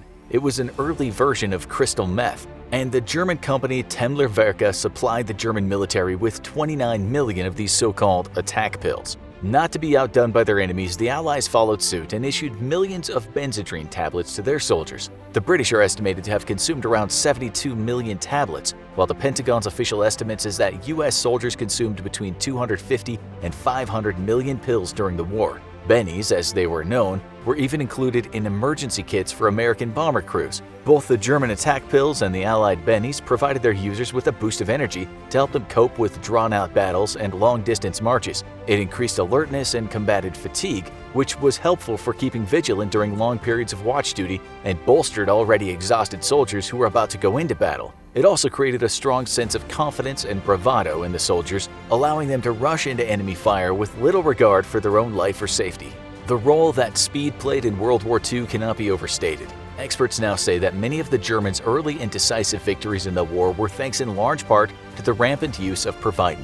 The drug helped German soldiers march for hours past their breaking point, allowing them to capture huge amounts of territory relatively quickly. Historical accounts from early battles in Belgium described crazed German soldiers fearlessly charging directly towards machine gun nests, seemingly unaware of the hail of automatic gunfire raining down on them. This behavior understandably frightened the Belgian defenders, and it might have led to the widespread rumor that Germany had created unbeatable super soldiers. Even as these harder drugs entered the fray, they didn't fully replace the more natural substances of past centuries. The Soviets were rumored to have been on magic mushrooms during the Battle of Czerkesfehérvár in 1945, where they performed fearlessly and succeeded in capturing the city from the well-entrenched and much better equipped Nazis. Authorized drug use by American soldiers continued into the Korean War from 1950 to 1953, and the Vietnam War from 55 to 73, though it was now combined with rampant non-sanctioned drug use. Speed continued to be the approved drug of choice, but now soldiers gained access to illicit drugs like heroin.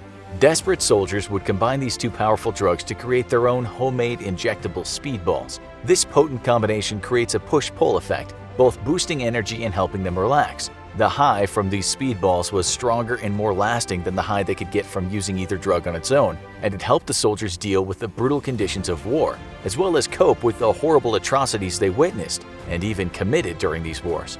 Drug use during the Vietnam War reached epidemic levels, according to the Pentagon, by the time the U.S. withdrew from the war in 1973. Some 70% of all American soldiers in Vietnam had taken drugs. Shockingly, the authorized use of drugs by soldiers in combat continues around the world to this day.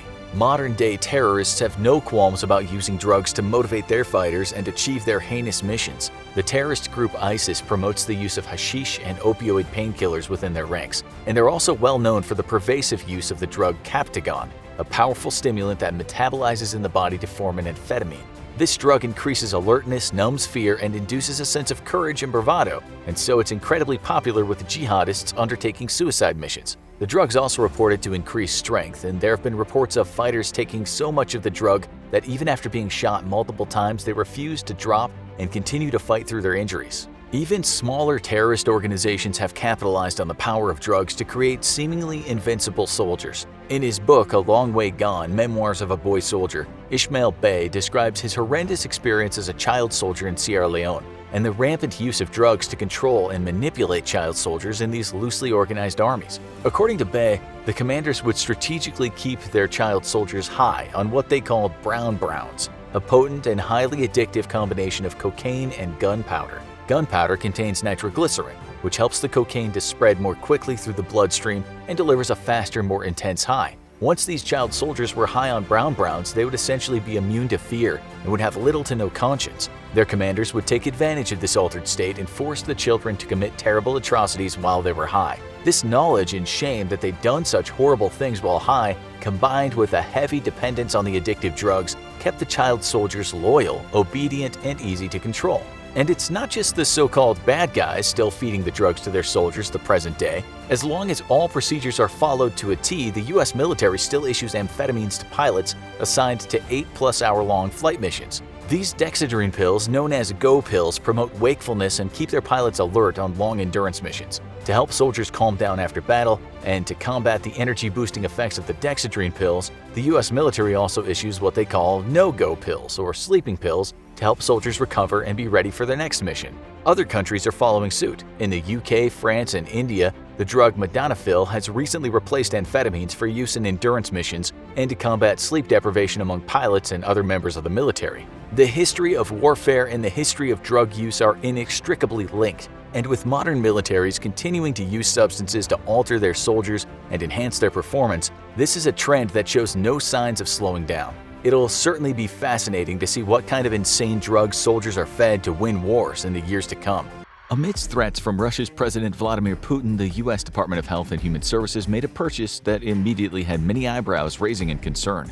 On October 4, 2022, the HHS announced that it had purchased $290 million worth of the drug Nplate from Agmin USA Incorporated. Does the U.S. government know something the rest of the world doesn't? Vladimir Putin's threats to use nuclear weapons have been met with global condemnation, but only one country has threatened to respond with, quote, deadly consequences, end quote, should Putin move to make that fateful decision. The United States is committed to punishing Russia should it make use of even low-yield nuclear weapons in its failing war inside Ukraine. President Joe Biden, his cabinet, and the Department of Defense have all refused to answer questions on exactly what this response would be, leaving the world to guess as to what the U.S. may have planned. It's extremely unlikely that the response would be a similar nuclear attack, as the United States is committed to only using nuclear weapons in defense of itself, its allies, and those nations it has extended its nuclear umbrella to. These nations may not be formal allies of the United States, but are considered U.S. soil when it comes to the use of nuclear weapons, and a nuclear attack on them is considered a nuclear attack on America itself. This not only helps reassure nations around the world, but is meant to deter them from building their own nuclear weapons programs, thus ensuring non-proliferation of these deadly weapons. But there is one other scenario where the U.S. has reserved the right to use nuclear weapons, and that's in a first strike capacity. This doctrine is meant to discourage other nations from taking escalatory measures, including the use of alternative weapons of mass destruction such as biological or chemical weapons, by guaranteeing a nuclear response from America. Though this is only in extreme circumstances, so the United States nuclear doctrine does not extend to the issue of Ukraine. What is certain is that a response from the U.S. to Putin's use of nukes in Ukraine will be an economic one, with America and its friends and allies leveraging their considerable political clout to completely remove Russia from the world economy. This would turn Russia into a hermit kingdom overnight, and as devastating as it would be, this wouldn't lead to nuclear war, and doesn't explain why the Department of Health and Human Services bought almost $300 million worth of medicine to use in case of a nuclear attack. That's where the second likely response by the United States comes into play, because the use of nuclear weapons inside Ukraine by Russia is all but certain to at last bring the United States into the fight. Former director of the CIA and commander of U.S. forces in Afghanistan, David Petraeus, hypothesized that a U.S. response to the use of nukes by Russia would include an overwhelming conventional attack against every Russian position inside Ukraine. This would likely involve NATO partners and be carried out via a massive air campaign launched from NATO bases in the heart of Europe. The United States has already pre-positioned B-52s in Europe, capable of bringing apocalyptic levels of firepower raining down on the heads of Russian personnel. And multiple air wings of U.S. air superiority fighters are permanently based across various American military bases in Europe. Under pressure from Ukrainian forces, Russian forces would quickly collapse under the weight of American air power, even accounting for inevitable losses from Russian air defenses. U.S. stealth aircraft could also reach targets that Ukraine simply cannot, such as logistics hubs, lines of communication, and command and control nodes deep in the rear areas. Staging grounds in Crimea would certainly come under direct attack, and the Kerch Bridge, recently bombed, likely by the Ukrainians, would certainly be eliminated. Russia's dense S-400 and S-300 protective air defense network would be penetrated by stealth aircraft with low observable standoff attack munitions. But that's only the start of the U.S. response, as America would seek to brutally punish Russia for the use of nuclear weapons. As Russian forces are under attack on land, the Russian Black Sea Fleet would have its days numbered. A high priority for the U.S., Russia's Black Sea Fleet threatens Ukraine's trade routes due to its ability to block off ports along the southern coast of the country. It was also this fleet that made it impossible for Ukraine to ship its grain internationally, threatening a global food crisis. Now, NATO-supplied ground-based anti-ship weapon systems have given Ukraine some capability to keep Russian ships off their shores, but ultimately most of its merchant ships are unable to leave Ukraine due to the Russian Black Sea Fleet. The destruction of the Russian Black Sea Fleet would be a crippling blow to Russia's ability to project power in the area, but it would also have a massive financial cost as well. U.S. LRASMs, or long-range anti-ship missiles, are the world's first stealth anti-ship missile, a very low observable weapon designed to penetrate very dense air defense networks and deliver a 1,000-pound warhead to a ship. A single blow from an LRASM can be enough to sink smaller to medium-sized vessels, such as a destroyer, if it hits it in the right place. With billions of dollars of hardware sent to the bottom of the Black Sea, Russia would not only take a massive military hit, but a financial one as well. And all that hardware would take decades to replace after tallying the effects of the current and future sanctions alongside a shrinking economy. There's no question that a U.S. response would be devastating for Russian forces, but perhaps that's exactly why the Department of Health and Human Services has proactively bought nearly $300 million in drugs designed to fight radiation sickness. Suffering such an overwhelming and humiliating defeat, Vladimir Putin would have two options: admit defeat and end the war, or escalate further with nuclear attacks against the U.S. There's no evidence that Russia is actually moving to use nuclear weapons, and it's unknown if the DHHS is buying these drugs in response to any expected attack. What is known is that the purchase was undertaken under the authority of the 2004 Project BioShield Act, which was meant to better prepare the U.S. against nuclear, chemical, or biological attack. Nplate is used for both adults and children to treat extreme blood loss that occurs after severe radiation exposure. Because radiation can destroy blood platelets, small wounds can lead to huge bleeds, endangering lives. Nplate stimulates the body's natural ability to build platelets, so as to rebuild the ability to clot blood and thus avoid bleedouts. It's not known exactly how many doses were bought, but it does not seem as if they were purchased to send to Ukraine in case of an escalation by Putin. Rather, this seems to be part of the DHHS's plan to keep a steady resupply of emergency medications at constant readiness. Because drugs like these often have a limited shelf life, the agency regularly buys drugs to replace those which are soon to expire, giving the soon-to-be expired drugs back to the manufacturer to quickly sell on the marketplace. This makes procurement costs cheaper for the government and ensures a ready supply in case of emergency. The Department of Health and Human Services may simply be further enhancing its preparedness for a disaster, but the timing is very suspicious. What this means about the future of the Ukrainian conflict is unknown, but as the war drags on and Russian losses mount, the consequences of the war might end up with global and possibly even world-ending repercussions. Heavily armed police open the doors to a series of large containers, a hideout of sorts. They find no criminals inside. But when they open the door, they discover a torture cell replete with household tools and the scariest-looking dentist chair you've seen in your life. It's a testament to a new form of extreme violence plaguing one very small nation. No, it's not Mexico, it's not El Salvador or Honduras. This is Belgium, the land of chocolate, waffles, and incredibly strong Duvel beer. It's just become the center of a bloody global drug war. It's the new capital of cocaine, a problem with likely only one solution, something no one wants to admit, but we'll get to that soon. How has this happened? In cutesy Belgium, known for its wonderful chocolate and excellent beer, a country of historically low crime rates, the kind of place where you could leave your doors open at night, where the most dangerous threat in the street was a pet pooch on the loose. One thing many Europeans used to say about Belgium is that it wasn't a very exciting place, that it was maybe even a tad on the boring side. When young Americans travel around Europe, they usually skip Belgium to experience weed cafes in the Netherlands or take selfies with weird-looking royal guards in London. Little do they know that these days Belgium is anything but bland. It's now a country where you might find some of the world's most dangerous drug traffickers having shootouts in the streets, throwing grenades around, and chopping the heads off their enemies. It's now the country on the mind of every South American drug trafficker, whose new best friends are some of the most ghastly gangs to ever plague the planet. Roll over, America. Europe has taken your place as the apple of the cartel's eyes. Belgium is indeed Europe's new cocaine capital, the trafficking part anyway. It's now the center of the Europe coke market that's blown up over the last decade or so. The most Charlie users in Europe per capita are in Albania, a Balkan nation which we'll talk about a lot today. The second highest rate of users is in England and Wales, with more Devil's Dandruff devotees there than are in the USA, per capita at least. That's right, the European market is now ridiculously profitable for global drug gangs. The English, the Dutch, the Scottish, the Spanish, the Danish, they can't get enough of the lines of loquacity. Even the British Parliament toilets were recently discovered to have traces of cocaine around the gilded porcelain tanks. And those are the guys telling everyone they're gonna get tough on drugs. Cocaine is everywhere now in the UK, at least for folks who aren't so skint that their tipple of choice is a 3-liter bottle of super-strength Frosty Jack cider. Many of those that can afford it do it, and traffickers are only too happy to take care of the demand. The South American drug traffickers know only too well about this burgeoning market. These days, they know Europe is a much better prospect than exporting to the US, where, as we'll explain later, things have been a bit difficult for them.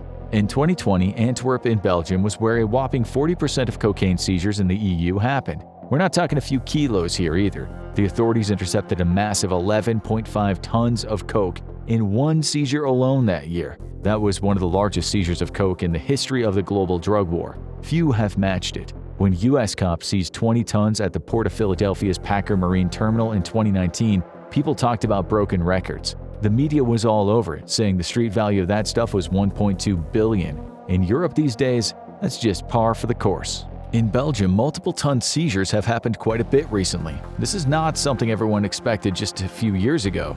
Another news report stated that European cops seized 30 tons in 2020, although the seizures happened in Belgium and elsewhere in one great big sting. 2020 was a bumper year. One newspaper wrote, a record 213 tons of cocaine were seized in the European Union in 2020. In 2021, it was reported that 100 tons of coke were seized in Belgium alone, making this country the king of European coke that year. That is a ridiculous amount worth many billions on the streets. So you might just wonder how those traffickers can afford to lose so many billions of dollars in gear in just 2 years. Well, the answer is that most of their drugs get through. They can afford to take some losses. In the book Narconomics, the writer who used to be the editor of The Economist in Britain explained just how the narco economy works and why the traffickers can easily stay in business while losing so much of their precious commodity. The actual leaves that are bought from the South American farmers of the coca plant are as cheap as anything. After all, they're just leaves, and the farmers don't ask much for them. Turning them into high-octane powder costs a bit more, but it's also pretty cheap, as it's usually done by poor folks often hidden in the forests. The base product costs hardly anything at all. We're talking peanuts, pennies, but a gram of cocaine on the streets of England might cost up to $100 or more if it's the high-purity stuff. Maybe less than $60 if it's the bargain basement variety. In other parts of Europe, coke also costs a fortune. In Australia or Saudi Arabia, where cocaine from Europe might be sent, you're looking at over $200 and $500 a gram, respectively. A gram of pure coke that would be cut up and diluted many times over, might cost less than $1 for a cartel once it's been refined. There are so many middlemen after that the cost goes up by fractions every time it goes through them. But the most expensive bit is transporting the stuff. Once the coke reaches European shores, it's worth a fortune. But so much of the stuff gets through, and its street price is so high that losing a small amount of it to stings and busts hardly impacts a cartel's bottom line. The European authorities say that they only seize about 10% of the coke that hits European shores. So if $1 billion of street-price cocaine ends up at the hands of the cops, there's many more billions out there being sold. One of the reasons the cartels love Europe is that the Europeans really are good at logistics. The Germans are well known for being very organized, but so are the Belgians. If you want your package delivered fast, you can't beat going through Belgium.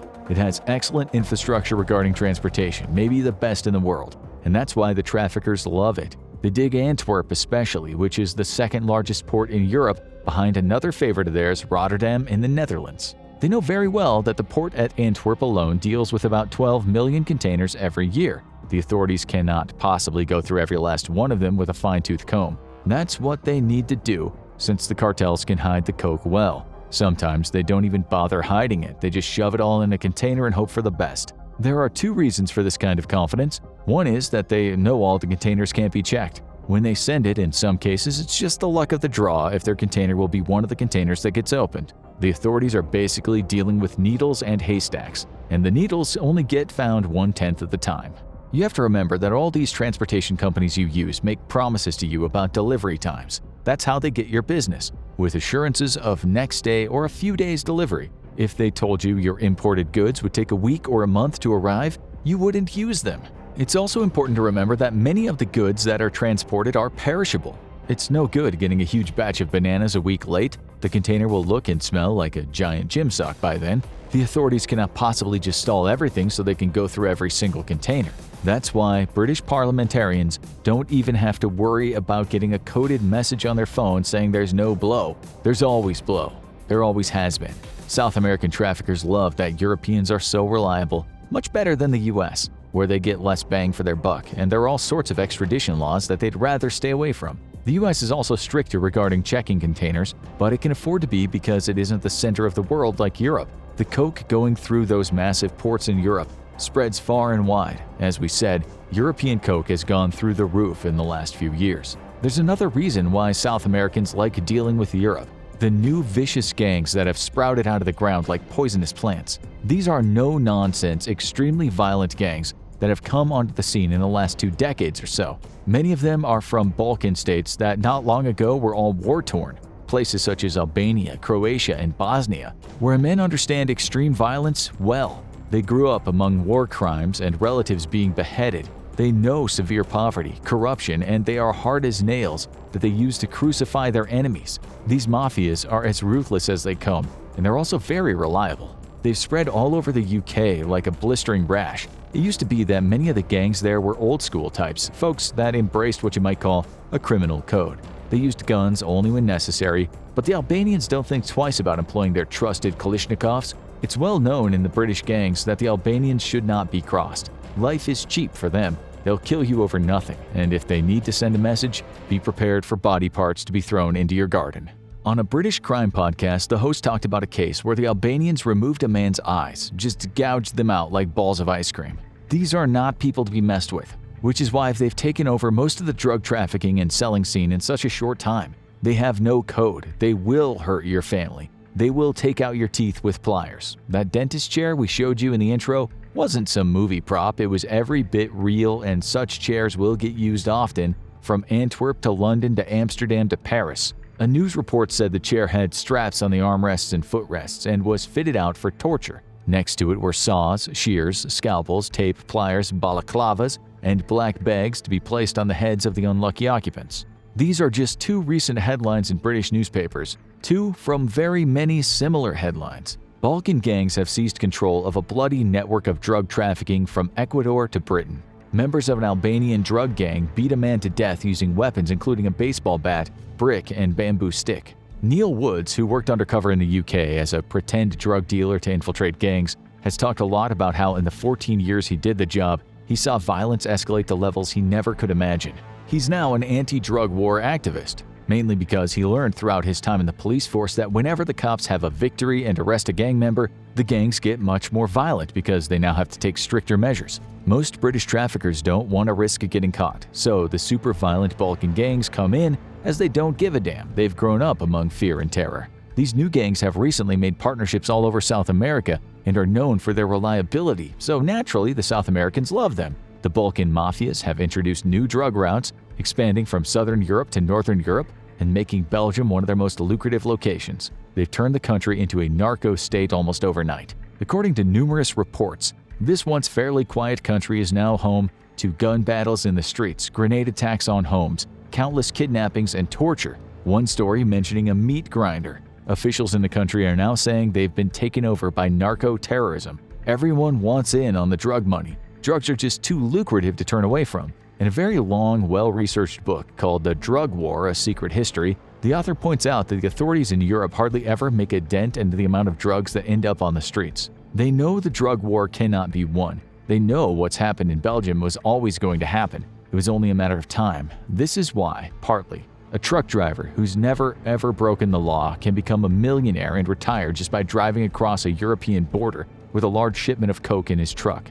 That writer interviewed many former customs officials, cops, and drug lords, and he found out that just one trip can earn a truck driver over $1 million.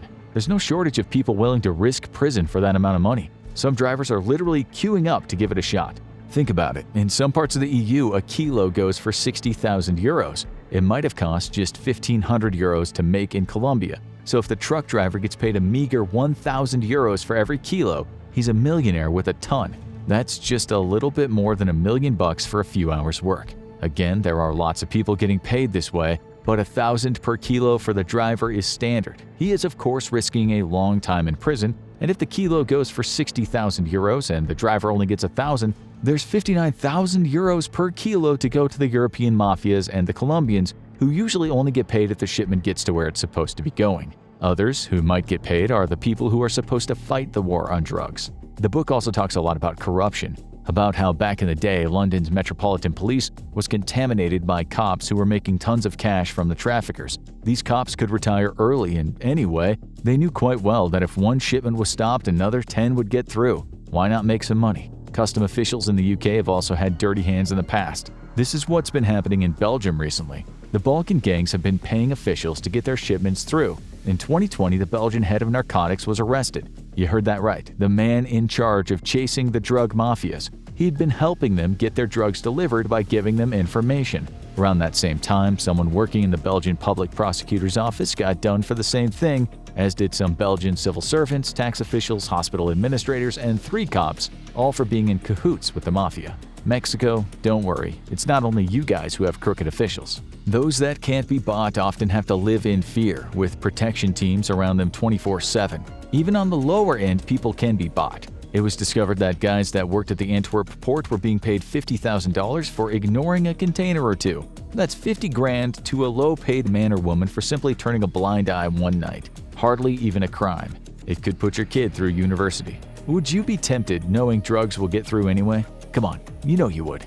And if you don't play ball, you might be given the options silver or lead. Would you risk your life and have your kids cry at your funeral just to prevent some loudmouth London bankers from getting a gram or 3 and talking about how they're killing it in the stock market? The answer is probably no, which is why stopping the flow of drugs is so hard. The drug war book we just mentioned also explains that the authorities usually have an informer they work with. Still, the informer will often tell them about a small shipment as he ensures much larger shipments get through. He uses the cops and sends them to the wrong place, after which the only outcome is a schmuck mule getting arrested and spending a decade in prison, where there's just as many drugs as there are on the outside. The newspaper headlines talk about a great bust when much more drugs have gotten through. That bit is never mentioned in the press. These gangs can do what they want, as evidenced by a man who's responsible for creating what the media called a cocaine pipeline from South America to Europe.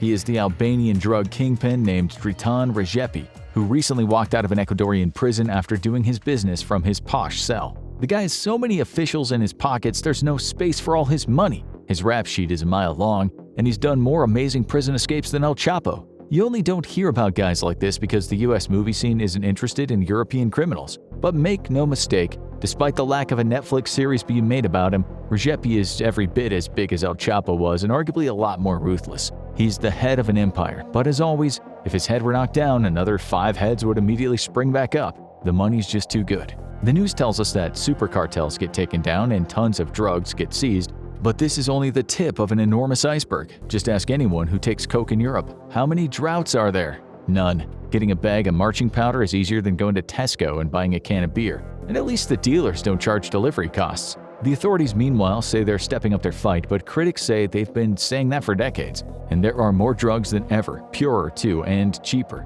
The drug war, which costs hundreds of billions a year, over $1 trillion in the US alone since it started, might be the biggest failure in the history of humankind. It's so bad it's biblical. The war is also a giant industry, employing millions of people worldwide in the police, courts, prisons, and the many industries that make stuff for prisons and police and courts. How can you just shut down this huge industry? Millions of people would be out of work, politicians would look daft. Prisons for profit would suddenly seem quiet in the absence of non-violent drug takers. In Belgium and the rest of Europe, many people now admit this drug war cannot go on.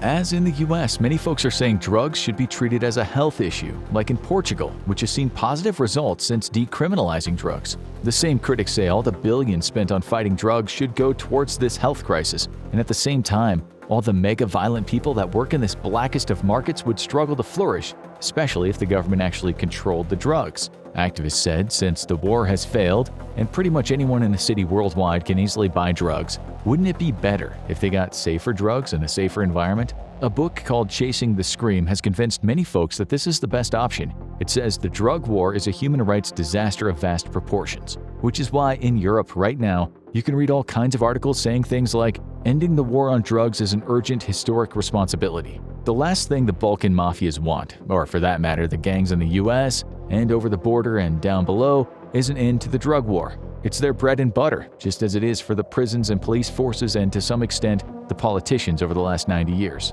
Now that Belgium has been turned into a narco state, the drug war has really hit home for the people that live there. A Belgian federal prosecutor named Frederik van Leeuw said in 2021 that part of his country is now a world where morality has totally disappeared.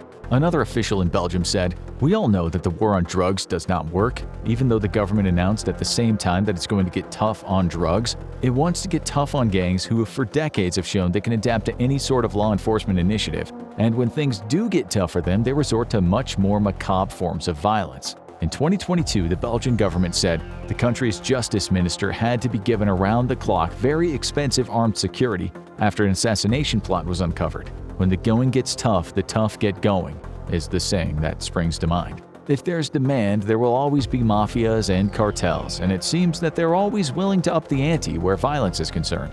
Just in the last few years in Europe, they've executed state witnesses, used an anti-tank rocket to bomb a major newspaper, and like the authorities in the Middle Ages, taken to sticking a severed head of an enemy on a bridge as a warning. And that was in the Netherlands, now playing second fiddle to Belgium in the orchestra of outrageous atrocities. And we've only talked about a few mafias working in Europe today. Don't get us started on the Chinese mafia, the Russian mafia, the Serbian mafia, the Turkish mafia, and the now seriously powerful Moroccan mafia. They all want a piece of this incredibly large, supremely bankable European pie, which just so happens to now be mostly in Belgium. But that could change anytime.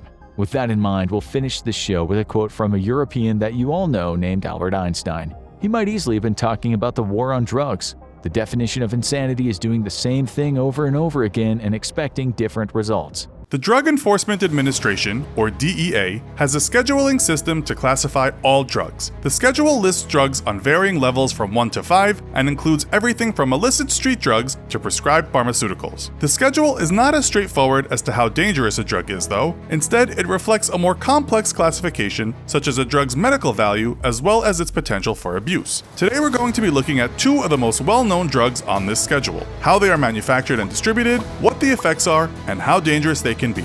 Welcome to this episode of the Infographic Show, Cocaine versus Heroin. Cocaine and heroin have a few things in common. They are both illegal and incredibly addictive. They are widely used and often abused, and both have the capacity to destroy lives. However, there are also many differences between these two drugs, and that's what we'll be looking into. Let's start with heroin. There are a lot of questions about heroin, including where does it come from, what is it made of, and what does it look like? Some of the reasons that people have these questions is because they worry someone they know may be abusing this deadly drug. An opioid epidemic is gripping the US, and heroin is an opioid. People often start with prescription opioids, but they develop a tolerance to these drugs, which can quickly lead down the path of heroin use. Heroin was first manufactured in 1898 by the Bayer Pharmaceutical Company of Germany and marketed as a treatment for tuberculosis as well as a remedy for morphine addiction. It was then, and still now, made from the resin of poppy plants. It's a thick, milky liquid that is removed from the pod of the poppy flower by slicing the flower bulb. This sap is known as opium, and it's added to boiling water with lime. A film of white morphine forms at the top. This morphine is then reheated with ammonia before an additional stage involving more filtering and boiling until a brown paste forms, which is left to dry in the sun. This is the raw morphine base for heroin, but there are still a few more steps to get it to street grade. There are a few different routes via which the heroin in the US arrives. As much as 90% of the opioids in the world originate from Afghanistan, but only about 4% of US heroin originates from there. So if not from Afghanistan, where is all the heroin coming from? The 2016 National Drug Threat Assessment found that Mexican cartels expanded their market share in the US to nearly 80% in 2014. This pushed out South American and Southwest Asian producers, and by 2015, 93% of the heroin the DEA seized and analyzed came from Mexico. Mexico's poppy cultivation tripled between 2013 and 2016. In 2016, poppy cultivation reached 32,000 hectares in Mexico. That's enough to produce 81 metric tons of heroin. Pure heroin is a white bitter powder, and this is the stuff that usually comes from South America. It is most often found in the areas east of the Mississippi River. The black tar heroin is usually produced in Mexico and sold in markets to the west of the Mississippi. The reason for the dark coloring is the result of the crude processing that happens in Mexico, leaving impurities in the drug. So what about cocaine, or coke as it's commonly referred to? It was big in the 1980s, but it's still heavily used, and America remains the largest consumer of the drug. According to a 2015 article in the Washington Post, 1 in 20 American adults ages 18 to 25 used the drug in 2015. Pablo Escobar is a name we all associate with cocaine, and he has been the inspiration behind many film and TV series about the vast amounts of cocaine that come out of Colombia. But things have changed since the 1980s, with the cocaine trade spreading to other countries. Where does America's cocaine come from today? Colombia is one place, but the other Andean nations of Peru and Bolivia are also now huge producers. Vast amounts of cocaine come from South America because of the abundance of coca plants that grow in the mountains and jungle areas. So what about the effects of these two drugs? How do they differ? When someone takes a hit of heroin, it triggers a rush of dopamine in the brain, creating intense feelings of pleasure. This also comes with flushing of the skin, a feeling of heaviness, and a dry mouth. Less pleasurable feelings include extreme itching and vomiting. After the initial rush, a user will enter a period of drowsiness for a few hours, their breathing will slow, and their eyes may close as they fall into a dreamy state. Cocaine is quite different. The cocaine high involves an intense pleasure called euphoria. The drug stimulates the brain in the same way that a real achievement might do, like winning a college football game. This feeling is the main reason people who get addicted want to get high on cocaine again and again. But each high requires a little more of the drug to get the same effect. Users also often feel superior to other people, and so the effect of the cocaine high can have a particular appeal to people with low self-esteem or who are in situations where a greater level of confidence is desirable, such as performers. And speaking of performers, there have been scores of famous addicts over the years. Many were musicians, and few lived to tell the tale. Kurt Cobain, former frontman of Nirvana, killed himself in 1994 at the age of 27. While heroin didn't kill Cobain, during the last years of his life, he was as famous for his abuse of drugs as he was for his huge hit, Smells Like Teen Spirit. In his suicide note, Cobain claimed that one of the motivations behind him using heroin was to deal with the uncomfortable stomach condition that doctors had not been able to diagnose. Another famous musician who used drugs was guitarist Jimi Hendrix. Hendrix was known for using many other drugs, including LSD, marijuana, and amphetamines. He was arrested in 1969 for possession of heroin, but he was acquitted of those charges after testifying that the drugs were planted in his belongings. He died in 1970 of a drug overdose. Cocaine use has been just as prevalent with the rich and famous, but deaths are less common from cocaine use alone. In 2012, Whitney Houston was found submerged in a filled bathtub at the Beverly Hilton Hotel in Los Angeles. According to the autopsy report, she died of a combination of a possible heart attack and cocaine use. And then, in August 2014, the world was shocked when comedian Robin Williams hanged himself in his California home. There has been much debate around the reasons for Williams' death, and though most relate to his ongoing battle with depression, his widow Susan told People magazine it was a debilitating brain disease called diffuse Lewy body dementia, or dementia with Lewy bodies, or DLB, that took hold of Williams and probably led him to suicide. Whether depression or brain disease, Robin Williams was known to have a long-standing issue with both alcohol and cocaine. So what about the cost of these drugs? As they are on the black market, drug prices are not affected by inflation like the usual products we purchase, but supply and demand can still have an influence on the price. Tom Wainwright, the former economist reporter in Mexico City and author of Narconomics, told Business Insider, "The price of cocaine in the United States has hardly moved. In the past couple of decades, it's been about $150 per pure gram, and that's barely budged, so there's a puzzle there." Wainwright went on to explain that the static nature of cocaine prices can likely be explained by the hold cartels and other traffickers have over the cocaine market at its origins. They have the ability to dictate prices to producers. When it comes to heroin, the price depends upon a number of different factors, such as the type of heroin, the quality, and how much there is available. But the concern with heroin is that the average street price of a single dose of 0.1 gram can be as low as $15 to $20 in the US. This can vary state to state, but someone with a full-blown heroin habit may pay between $150 and $200 per day in order to support his or her habit. There are a few things that are certain and common to both these drugs. They are widely available, they destroy lives, and though both are illegal substances, people continue to use them. The war on drugs is a term that was popularized by the media shortly after a press conference given on June 18, 1971 by President Richard Nixon. There is much debate and disagreement today as to whether this war is having a positive effect.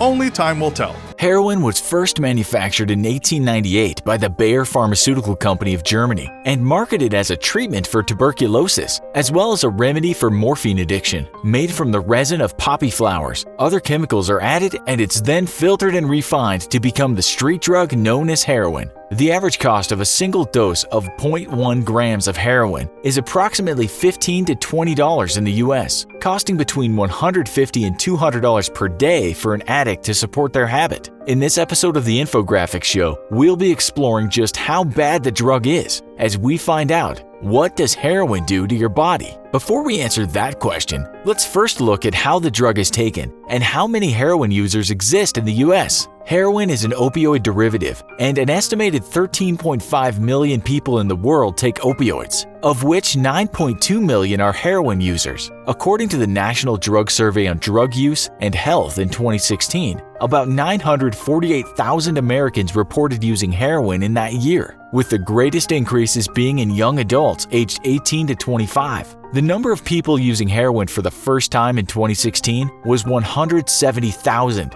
which is nearly double the number of people from 10 years previous. British newspaper The Guardian reported that in 2017, according to a study based on a survey of almost 80,000 people, heroin use among American adults has increased almost five-fold in the last decade. Researchers found that just after the year 2000, 0.33% of adults reported having used heroin at some point in their life. 10 years later, it had risen to 1.6%, which equates to about 3.8 million Americans. There are more people in the US using heroin. There are more people that meet criteria for heroin addiction, and we are seeing increases in all different social strata, in different age groups, in both sexes, said Sylvia Martins, lead author of the research from Columbia University Mailman School of Public Health. And these figures may even be low, as it's likely that many heroin users simply don't take part in health surveys. When we think of heroin, we think needles, but heroin can be smoked, which is known as chasing the dragon, and depending on the purity of the drug and the preference of the user, it can also be snorted. If injected, heroin can be administered into a vein or muscle. Heroin addicts tend to inject the drug into a vein as the effects take hold faster. Shortly after taking heroin, users report that they can feel a rush of euphoria, dry mouth, and a warm flushing of the skin. There is relief from pain and anxiety. Arms and legs often feel unnaturally heavy. The body temperature increases, the mouth becomes parched, and people often feel nauseous and vomit. The heart rate slows or is irregular. Breathing will also slow down and a person goes into a dreamlike state, falling in and out of consciousness. All of these effects relate to taking a small amount of heroin. Depending on the tolerance level of the user, an addict will have a much higher tolerance and need more of the drug to feel the same effect. But effects on your body can ultimately be what leads to a deadly overdose. If too much heroin is taken, it can cause a person's brain to not receive enough blood, and the respiratory system can go from slow breathing to complete shutdown. What about the longer-term effects of taking heroin on a regular basis? Unfortunately, the news is not good. You can develop infections of the heart lining and valves, usually as a result of lack of sterile injection techniques. Approximately 70% to 80% of new hepatitis C infections in the US each year are the result of injection drug use. Kidney disease is prevalent among long-term users. Pulmonary complications, which are often infection-related, skin infections and abscesses are common. Oral health problems, including damaged teeth and swelling of the gums, skin problems from scratching, and problems with sexual functioning. Heroin impacts your body and health in a myriad of negative ways in the long term. There's also the potential for permanent organ damage to the liver and kidneys, and brain damage from a lack of oxygen that occurs during overdoses. And chronic heroin users often have lung problems, including tuberculosis and pneumonia. One of the biggest issues with heroin is that it is highly addictive. Physical addiction to heroin means it's very tough to stop taking the drug as the body changes, putting the user through traumatic mental and physical side effects. A user who's been on the drug for some time will have a very high tolerance, making the withdrawal even trickier. When people are addicted to heroin and they try to stop using, they can experience extreme withdrawal symptoms from between 48 and 72 hours to even longer after stopping use. The symptoms can include extreme craving for the drug, restlessness, muscle and bone pain, and vomiting. It takes many adults several attempts to get off the drug, and many never do. Addiction recovery rates for popular 12-step groups such as Alcoholics Anonymous or AA may be as low as 5 to 10% according to Dr. Lance Dodds, the author of The Sober Truth, debunking the bad science behind 12-step programs and the rehab industry. So other than going cold turkey, which means to stop and withdraw suddenly and completely from the drug, often without support or checking into a rehab clinic, what other ways are there? In recent years, there's been a lot of research into alternative methods. We found an interesting article in the British newspaper The Guardian about a chap named Jay. Jay was smoking cigarettes and marijuana at the age of 12, snorting cocaine by 16, and by the time he turned 18, he was onto heroin and crack cocaine. Amazingly, he still went through university and managed to land a job as a banker in the City of London. But it didn't last long, with Jay's marriage, health, and life in general breaking down as he continued to take drugs. By that point, Jay was mostly taking heroin, following an unrelated stomach operation that left him addicted to painkillers before he got back onto heroin after the doctor stopped the prescription. Jay took the rehab route and checked into a $13,000 a week center in Thailand in 2016. He was clean for a while, but like many addicts, Jay relapsed. Then a friend told him about ibogaine, a drug from an obscure African plant that Jay's friend said would enable him to come off heroin without the lengthy, painful withdrawal and stay off. His friend said the drug would help Jay understand where his addictive behavior was coming from. It would invoke a spiritual experience, as if speaking to God. After a lot of online research and speaking to different doctors overseas, Jay eventually flew to South Africa to try the treatment. One Monday morning, he took a test dose of ibogaine. He swallowed a small capsule with a glass of water. An hour later, Jay felt like his withdrawals had disappeared. The next 12 to 18 hours were a blur, though he remembered one vivid dream. I could see a lady, almost like Mother Mary, shaking a finger at me. She was offering to take me to wherever she was going, and I was saying no, no, no. Jay flew back home, and in the 10 months since, he hasn't had a single relapse. He explained to the Guardian newspaper that he had developed a new sense of confidence, has a new job and girlfriend, and finally feels like a functioning member of society. With all the pain and uncertainty that surrounds heroin withdrawal, ibogaine sounds like a miracle cure. But there's a catch. At this stage, ibogaine is illegal in the US, France, Sweden, Denmark, Belgium, Poland, Croatia, and Switzerland, and is strongly restricted in the UK under the 2016 Psychoactive Substances Act. And Jay also experienced some possible side effects. Once he was back in England, he was rushed into the hospital and diagnosed with a congenital heart problem, something he said could have been exacerbated by taking ibogaine. In September last year, at an ibogaine conference in Vienna, 20 experts, including medical professionals, providers, or activists, gathered to increase awareness of the drug and to encourage more research in Europe. Whatever the answer, it's clear that heroin and other opioids are a big problem, and the epidemic is growing. In the US alone, deaths from opioids have been rising sharply for years, and drug overdoses already kill more Americans under the age of 50 than anything else. And nearly 500,000 people across America could die from opioids over the next decade. The life of Pablo Escobar is a rags-to-riches story with a criminal bent. Born on December 1st, 1949, Escobar rose from humble beginnings in Colombia to become one of the most successful drug traffickers in the world. According to one Escobar biography, he had an estimated net worth of $30 billion and was named one of the 10 richest people on Earth by Forbes. How did this son of a farmer and a school teacher wind up one of the richest men on the planet? That's what we'll find out. In this episode of the Infographic Show, Pablo Emilio Escobar Gaviria. How did he become the king of cocaine? Escobar's ambition played a major role in his rise to power as the king of cocaine. It seemed to dominate his personality, and he is even quoted as saying, "I want to be big." As a young man, he aspired to be the president of Colombia. He tried to channel his ambition into studying political science at La Universidad de Antioquia, but he ended up dropping out of school when he ran out of money to pay for his studies. Some people think this was a pivotal moment in his life. According to one news report, his criminal career is said to have begun in earnest after lack of money forced him to leave his university. He may have started out as a small-time criminal who stole cars and supposedly even tombstones, but he did not stay that way for long. He eventually moved on to smuggling cigarettes and marijuana. During this time, his ambition to move up in the criminal world brought out another trait that would help him become the king of cocaine: ruthlessness. More money rolled in when he added kidnapping and killing to his list of crimes. But he wanted something more. In the 1970s, Escobar saw an opportunity to gain more power and wealth in the underground cocaine market. The demand for cocaine in the United States was growing, and smuggling cocaine was still a fledgling enterprise in Colombia. After working for other drug traffickers for a while, Escobar made a big move to take over this illegal but profitable industry. In 1975, he allegedly ordered the murder of a Medellin cocaine trafficker named Fabio Restrepo and seized control of Restrepo's drug trafficking operation. Escobar was not alone, however. He joined forces with a motley crew of individuals from diverse backgrounds. Among them were a pig farmer turned professional killer named Jose Gonzalo Rodriguez Gacha, and a marijuana trafficker named Carlos Letter. There were also 3 brothers from a ranching family named Jorge, Juan David, and Fabio Ochoa. Together they formed the infamous Medellin Cartel.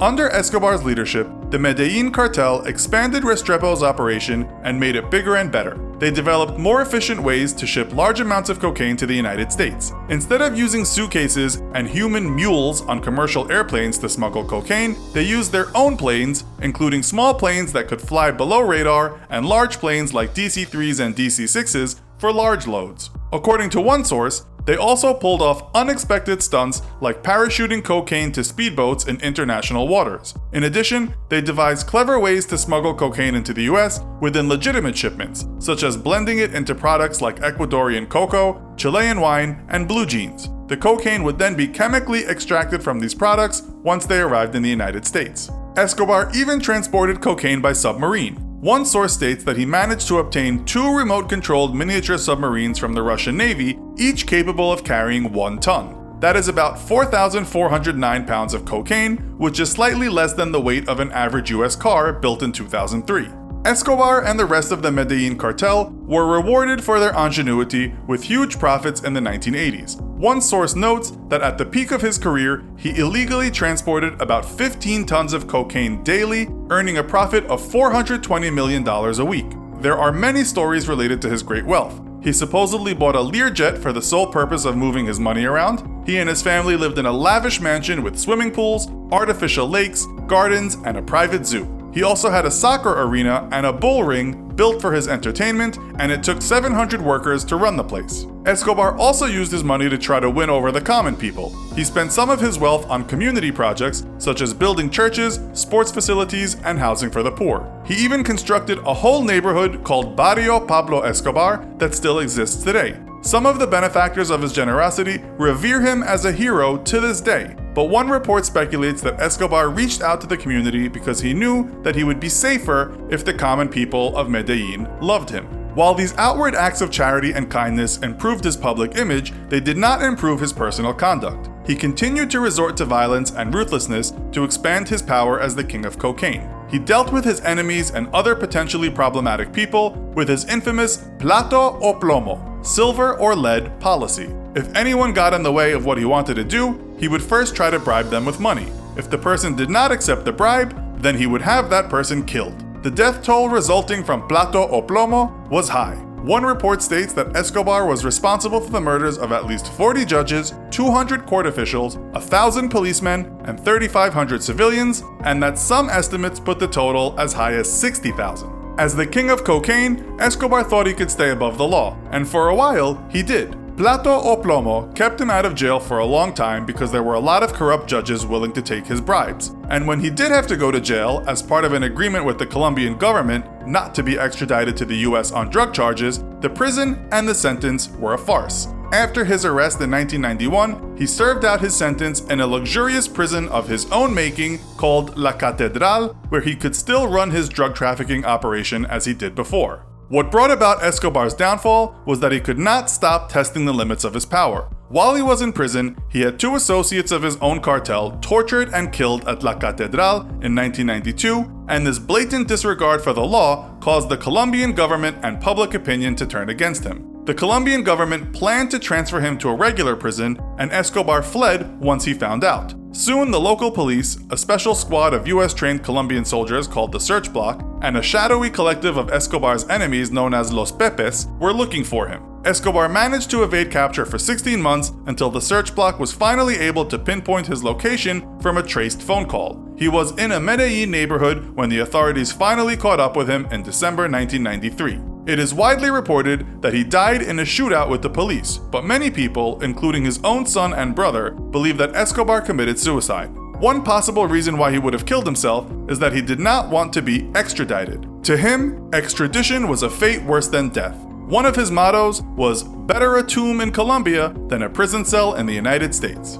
It's August of 2019 and you are a DEA agent patrolling the southern border after reports of drug activity in the area. To be a little more specific, they're reports of activity from the Sinaloa cartel, one of the most powerful drug cartels in Mexico. They've been moving literally tons of product here in the last several years, and you just can't figure out how. They're slipping right past you, almost like they're invisible. That's when it hits you. They're not moving past you, they're moving under you. That's because right under your feet, there's a 4,309-foot cartel smuggling tunnel stretching from Tijuana to a warehouse district less than 20 miles south of San Diego. And we're not talking about a Shawshank Redemption-style tunnel with only enough space to crawl through. The tunnel, on average, is 5.5 feet tall and 2 feet wide. It's 70 feet below the surface and comes with a number of sophisticated features. These features include a state-of-the-art ventilation system to keep the subterranean tunnel well aerated, an impressively effective rail cart system, a drainage system to prevent any potential flooding in the tunnel, an elevator to the surface, and even a series of high-voltage cables to power the operation. And that's because drug cartels seem to excel at three things: drug trafficking, murder, and covert civil engineering. And this is far from the first time drug cartels have used DIY smuggling tunnels to ply their trade. According to the U.S. Department of Homeland Security, 183 cross-border tunnels have been built since the start of the 1990s, with many more likely remaining undiscovered out there. The tunnel problem is so pervasive that the DEA, Homeland Security, Border Patrol, and Customs Enforcement have created tunnel task forces to deal with the issue. These task forces perform sting operations in tunnel hotspots, such as warehouses in the Otay Mesa Commercial District in California, where a number of these drug trafficking tunnels terminate. They're a complex and extremely expensive problem to deal with. Before we get into the history of these tunnels, first, let's get technical. Most illicit cartel tunnels are colloquially known as gopher holes. These are more like the aforementioned Shawshank escape tunnels. They're typically less than 100 feet long and a tight fit. They're only really big enough for a single person to crawl through. Tunnels like these have been used by everyone from drug smugglers to the Viet Cong, but the Sinaloa cartel elevated the smuggling tunnel to an art form. They created what law enforcement agencies refer to as super tunnels. These tunnels have been found as deep as 70 feet or 21 meters below the surface and are typically tall and wide enough for a person to comfortably walk through. Like the tunnel found in 2019, they're often also technologically advanced. You can expect to find electrical lights, elevators, ventilation systems, and sometimes even built-in tracks for vehicles and carts. Constructing a super tunnel is an intense, months-long process and can cost upwards of $1 million to fully complete. This might seem like a costly investment, but considering the Sinaloa cartel is estimated to make billions of dollars every year, it's practically chump change. This, however, doesn't stop the actual tunnel building process from being dangerous and labor-intensive. The cartel typically lures in low-paid Mexican laborers eager for paying work, then forces them to work night and day digging shifts under a threat of violence and even death.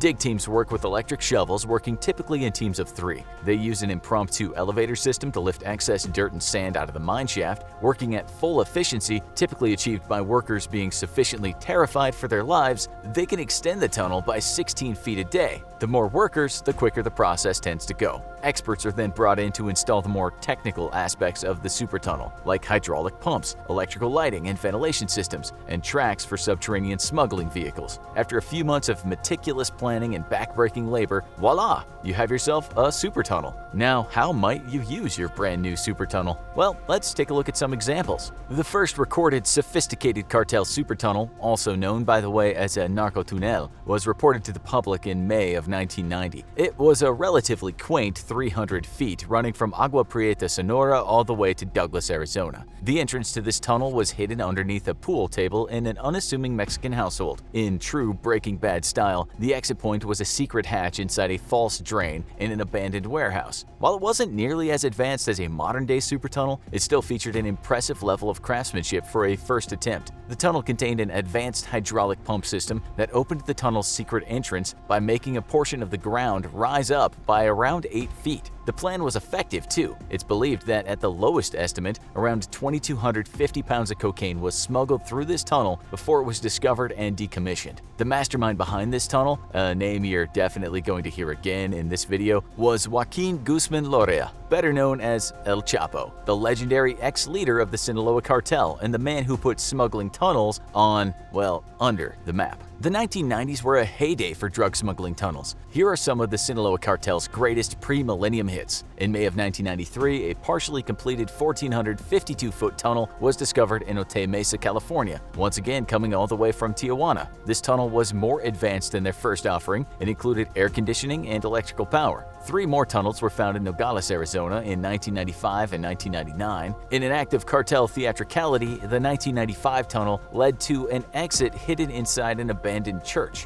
In 1999, the latter 2 tunnels were found by law enforcement on the same day. Nogales served as a popular location for the exits of cartel smuggling tunnels, with another one found in a storm drain several months later, and even more scattered throughout the early 2000s. The smuggling tunnels being constructed by the cartel grew significantly more advanced in February of 2002. A 1,250-foot tunnel was discovered behind the fireplace of a ranch house in Tierra del Sol, California. This was the first tunnel to feature rails for small electrical cars, as well as lighting and ventilation. 296 pounds of marijuana were found in the tunnel, but nobody knows exactly how much was transported before the operation was discovered and shut down. The Sinaloa cartel is surprisingly creative in its tunnel placement, with some entrances and exits to these covert passages feeling like they were ripped straight out of a primetime drama or a bizarre dark comedy. In addition to being hidden behind fireplaces and in abandoned churches, other locations include empty graves in Mexico, water wells built directly into rocky hillsides, and even below a seemingly innocuous mattress laying in a Mexican junkyard, which led directly to San Isidro, California in 2004. Storm drains like the one in Nogales are also an extremely popular exit for cartel smuggling tunnels, where drug packages are fed up into the bottoms of parked cartel vehicles for easy and innocent-looking transport. So remember, next time you're near a storm drain in Arizona, Texas, or California, you don't have to worry about evil clowns, but you may have to deal with an angry member of the Sinaloa cartel.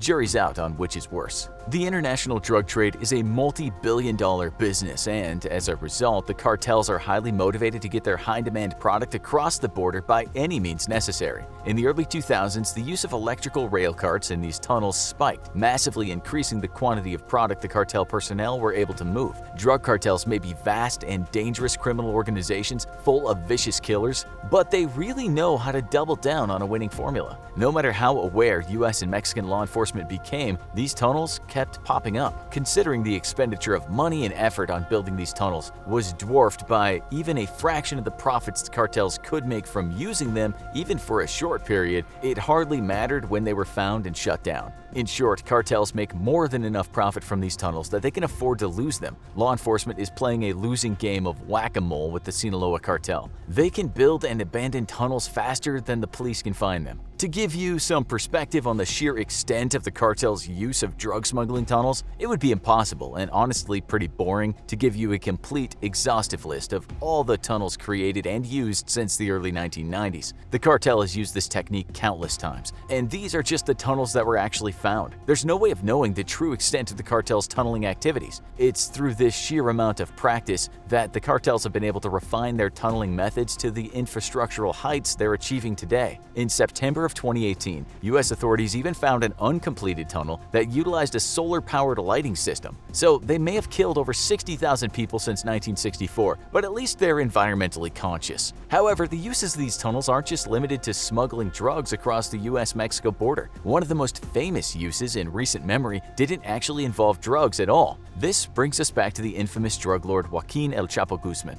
the kingpin of the Sinaloa drug cartel. As this video has already shown you, El Chapo invested heavily in the advanced tunnel building techniques of his underlings, and in 2015 this investment really paid off. In February of 2014, El Chapo had finally been captured by Mexican law enforcement. Because of his notorious history of disappearing into thin air during raids and escaping from low-security prisons, he was held in the Altiplano prison in Amaloya de Juarez, Mexico, one of the highest security prisons in the country. It seemed like El Chapo's number was finally up, and the Mexican government had struck a devastating blow against the Sinaloa cartel. It was grounds for celebration. He was under 24-hour surveillance, with cameras in his cell and a tracking bracelet around his ankle. The Mexican authorities had El Chapo on lock until about a year into his sentence, when El Chapo decided to take a pleasant evening shower. Incidentally, the shower was one of the 2 legally mandated camera blind spots in the cell. Guards at the prison noticed that he was taking an unusually long time in there, so decided to check in. El Chapo was nowhere to be found. Instead, they found a 2-foot square hole in the ground. This was the discovery of one of the most spectacular and absurd prison breaks in Mexico's history.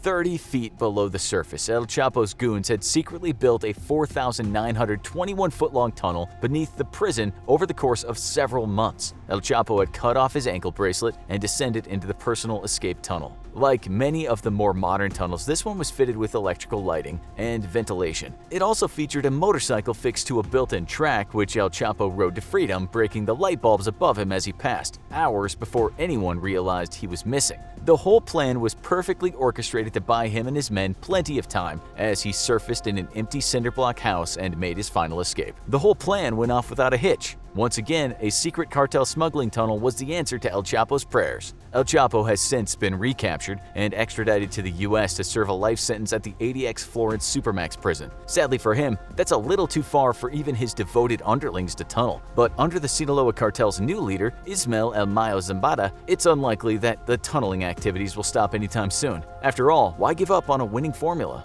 Order! Order in the court! Today we're putting Sweet Mary Jane on trial. Her other aliases include cannabis, weed, grass, hash, and ganja. She's said by some to be an unfairly maligned miracle cure to a whole bunch of different illnesses, while others accuse her of being an express trip to becoming a burnout with anxiety and lung problems. So, what's the truth? Is weed good for you, bad for you, or somewhere in between? We're going to hear arguments from both the defense and the prosecution, so pay close attention. Only you can decide if this plant is innocent or guilty. Let's hear the evidence. How exactly does weed operate? And we'll be talking about smoking it today, so let's not worry about oils or edibles. When you smoke weed, you inhale the smoke down into your lungs, where the chemicals pass through the alveoli, the 480 million tiny air pockets that you're liable to find in there, and straight into the bloodstream. The bloodstream is the express line straight to your brain, where the real magic happens. The body's got an endocannabinoid system. That's a fancy name for the network of neurotransmitters known as cannabinoid receptors attached to all of the neurons in your brain. These use chemicals like anandamide to communicate chemical signals in the body. The anandamide has an uncanny similarity to THC, the psychoactive chemical in our defendant today. In sliding on in and attaching itself to the brain's cannabinoid receptors, it hijacks several key systems in the brain and the nervous system to produce its distinctive effect, including the hippocampus, the orbitofrontal cortex, the hypothalamus, the basal ganglia, and the cerebellum. The most important to the average cannabis user is its effects on the brain's reward system, in the amygdala and the ventral striatum.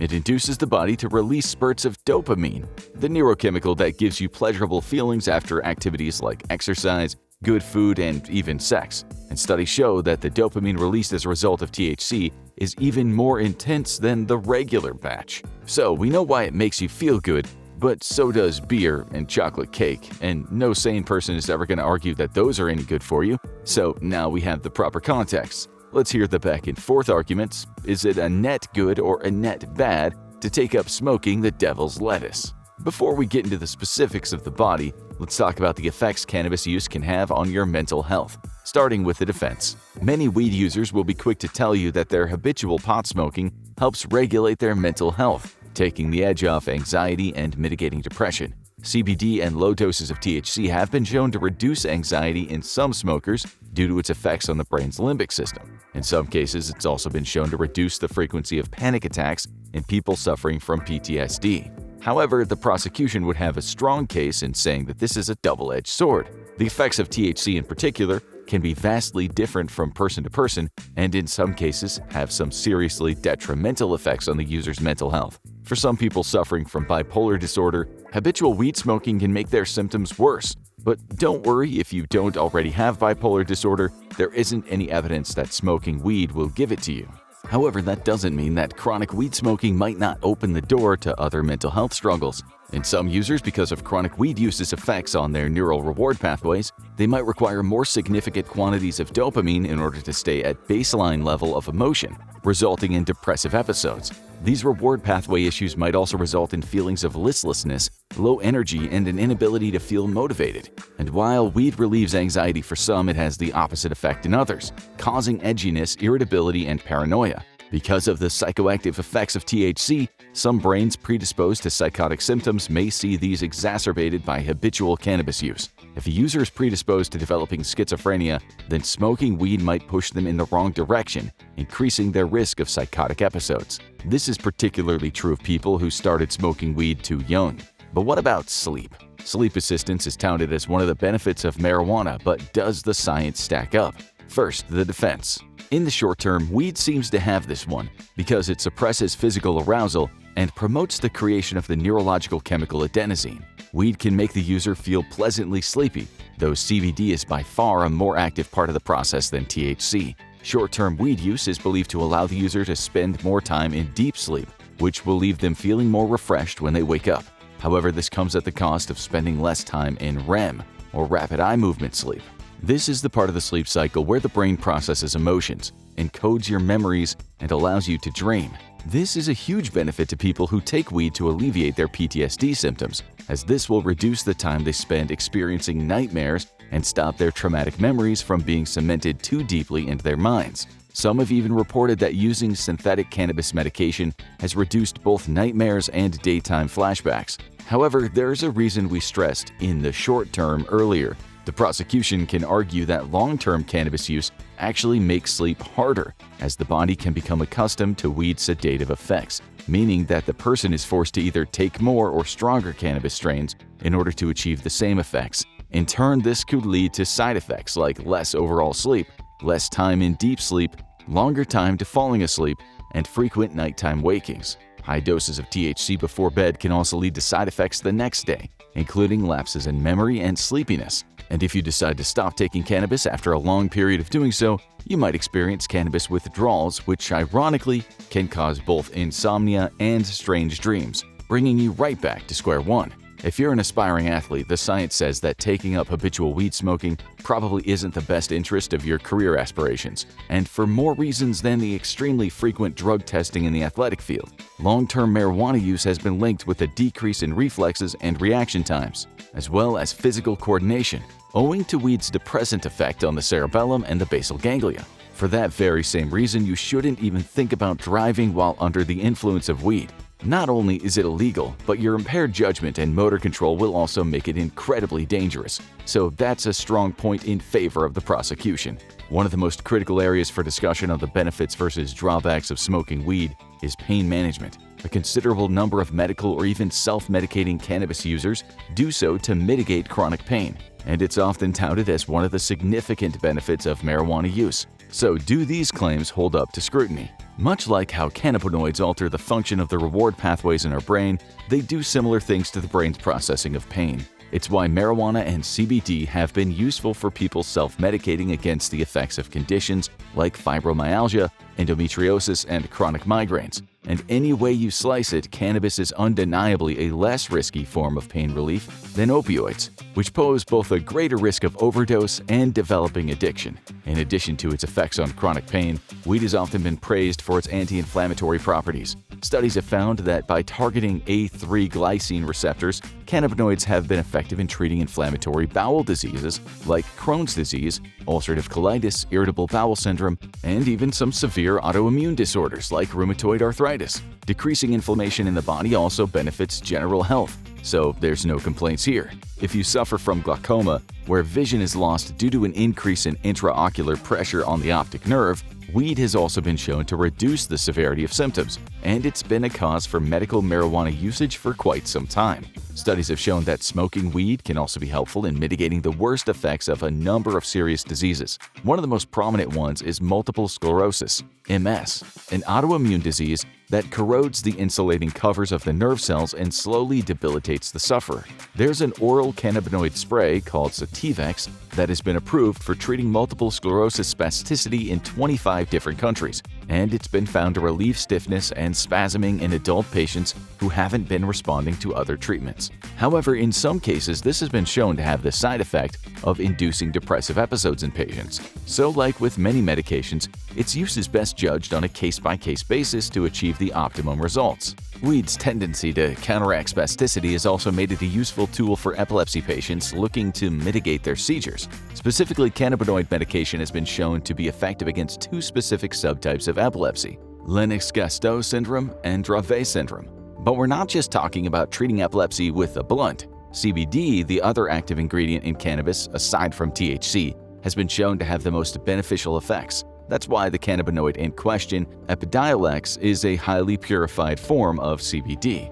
This, however, doesn't come without side effects, including liver damage and suicidal ideation. Once again, there are no silver bullet miracle cures here. Something rarely discussed about weed use is its negative effect on cardiovascular health in those who already suffer from heart disease. Because of weed's tendency to raise the heart rate, dilate blood vessels, and make the heart pump harder, which is incidentally why you feel your heart pounding in your chest while undergoing a weed-induced panic attack. Because of these effects on the heart, people with heart issues are likely to experience greater chest pains if they're also habitual cannabis smokers. In some edge cases, there have been links drawn between marijuana use and increased risks of heart attack, especially among those who are already predisposed to heart attacks due to pre-existing conditions. Cannabis use is definitely more problematic among certain high-risk groups, including all the ones we discussed before, and of course, children and pregnant women. For pregnant women, the risk posed is mainly to the healthy development of the fetus. Strains of cannabis with THC can even damage a baby's development from breastfeeding from a habitual user. Pregnant women who are habitual users of high THC marijuana are 2.3 times more likely to experience a stillbirth, according to some studies. Some reports have also indicated that pregnant mothers smoking marijuana leads to lower birth weights, much like regular tobacco use. Children of chronic marijuana users are also far more likely to experience developmental issues growing up. This brings us to the risks present in younger people smoking weed. Strains of high THC cannabis have been known to stunt the cognitive development of young users, impairing both attention and memory and leading to weaker work or school performance later in life. Some studies have even found premature marijuana use to be a risk factor for developing dependency in adulthood. And of course, a contentious point of argument for both sides: cancer, the so-called emperor of maladies, killing almost 10 million people per year and ruining the lives of many more. Proponents of cannabis say that it can relieve some of cancer's worst effects. Critics will say it makes it worse. Let's take a look at the science. One thing we should probably get out of the way first is, no, smoking weed cannot cure cancer. That would be a pretty horrific oversimplification of cancer and weed's effects on it. While nobody should jump to conclusions on the human side of things here, there have been some extremely promising studies involving cannabinoid cancer treatments in animals. Some cannabinoid compounds have even successfully slowed the growth or even killed off cancer cells in petri dish tests. But again, these small successes in animals and lab conditions would still mean applying any of those advancements to humans would be years off if they came through at all. Regardless of any effects weed may or may not have on cancer itself, the science is in on some types of cannabis helping to relieve the worst kinds of chemotherapy side effects. The United States Food and Drug Administration has approved 2 different synthetic cannabinoids, dronabinol and nabilone, to take the edge off of the nausea and vomiting that's often caused by chemotherapy treatment. For some undergoing chemotherapy, there's an even more unpleasant side effect: peripheral neuropathy, a form of nerve damage that affects the nerves outside of the brain and the spinal column. It can result in tingling, burning sensations, numbness, weakness, and cramps in the hands and feet. Some studies have shown that smoking or vaping weed is able to ease neuropathic pain in chemotherapy patients, so it is a common form of self-medication. Studies have also shown that weed can counteract the appetite suppressant effects experienced by some chemotherapy patients, as well as people suffering from HIV and AIDS. Normally, people find the appetite increase caused by weed to be a detrimental effect, But for some people experiencing dangerous weight loss as a result of their illness or treatment for their illness, it is a godsend. The American Cancer Society has urged further research into the relationship between cannabinoids and cancer treatment, seeing as doctors and scientists are always looking to add new potential weapons to their arsenal in the seemingly endless fight against cancer. But we know what the prosecution is thinking. Can weed cause cancer? Of course, smoking weed, while not as dangerous to the lungs as tobacco smoking, is still smoking, and the lungs aren't designed to take in anything other than air. Smoking weed habitually has been shown to increase the risk of bronchitis and even lung cancer. There's even been some pretty limited research that drew a conclusion between chronic weed usage and non-seminoma-type testicular cancer, which is far from overwhelming, but still probably worth taking into account if you're the kind of person who inhales as much weed as oxygen on a daily basis. The evidence is in, and now it's time for you to make your verdict. People of the jury, is weed a blessing, a curse, or something in between?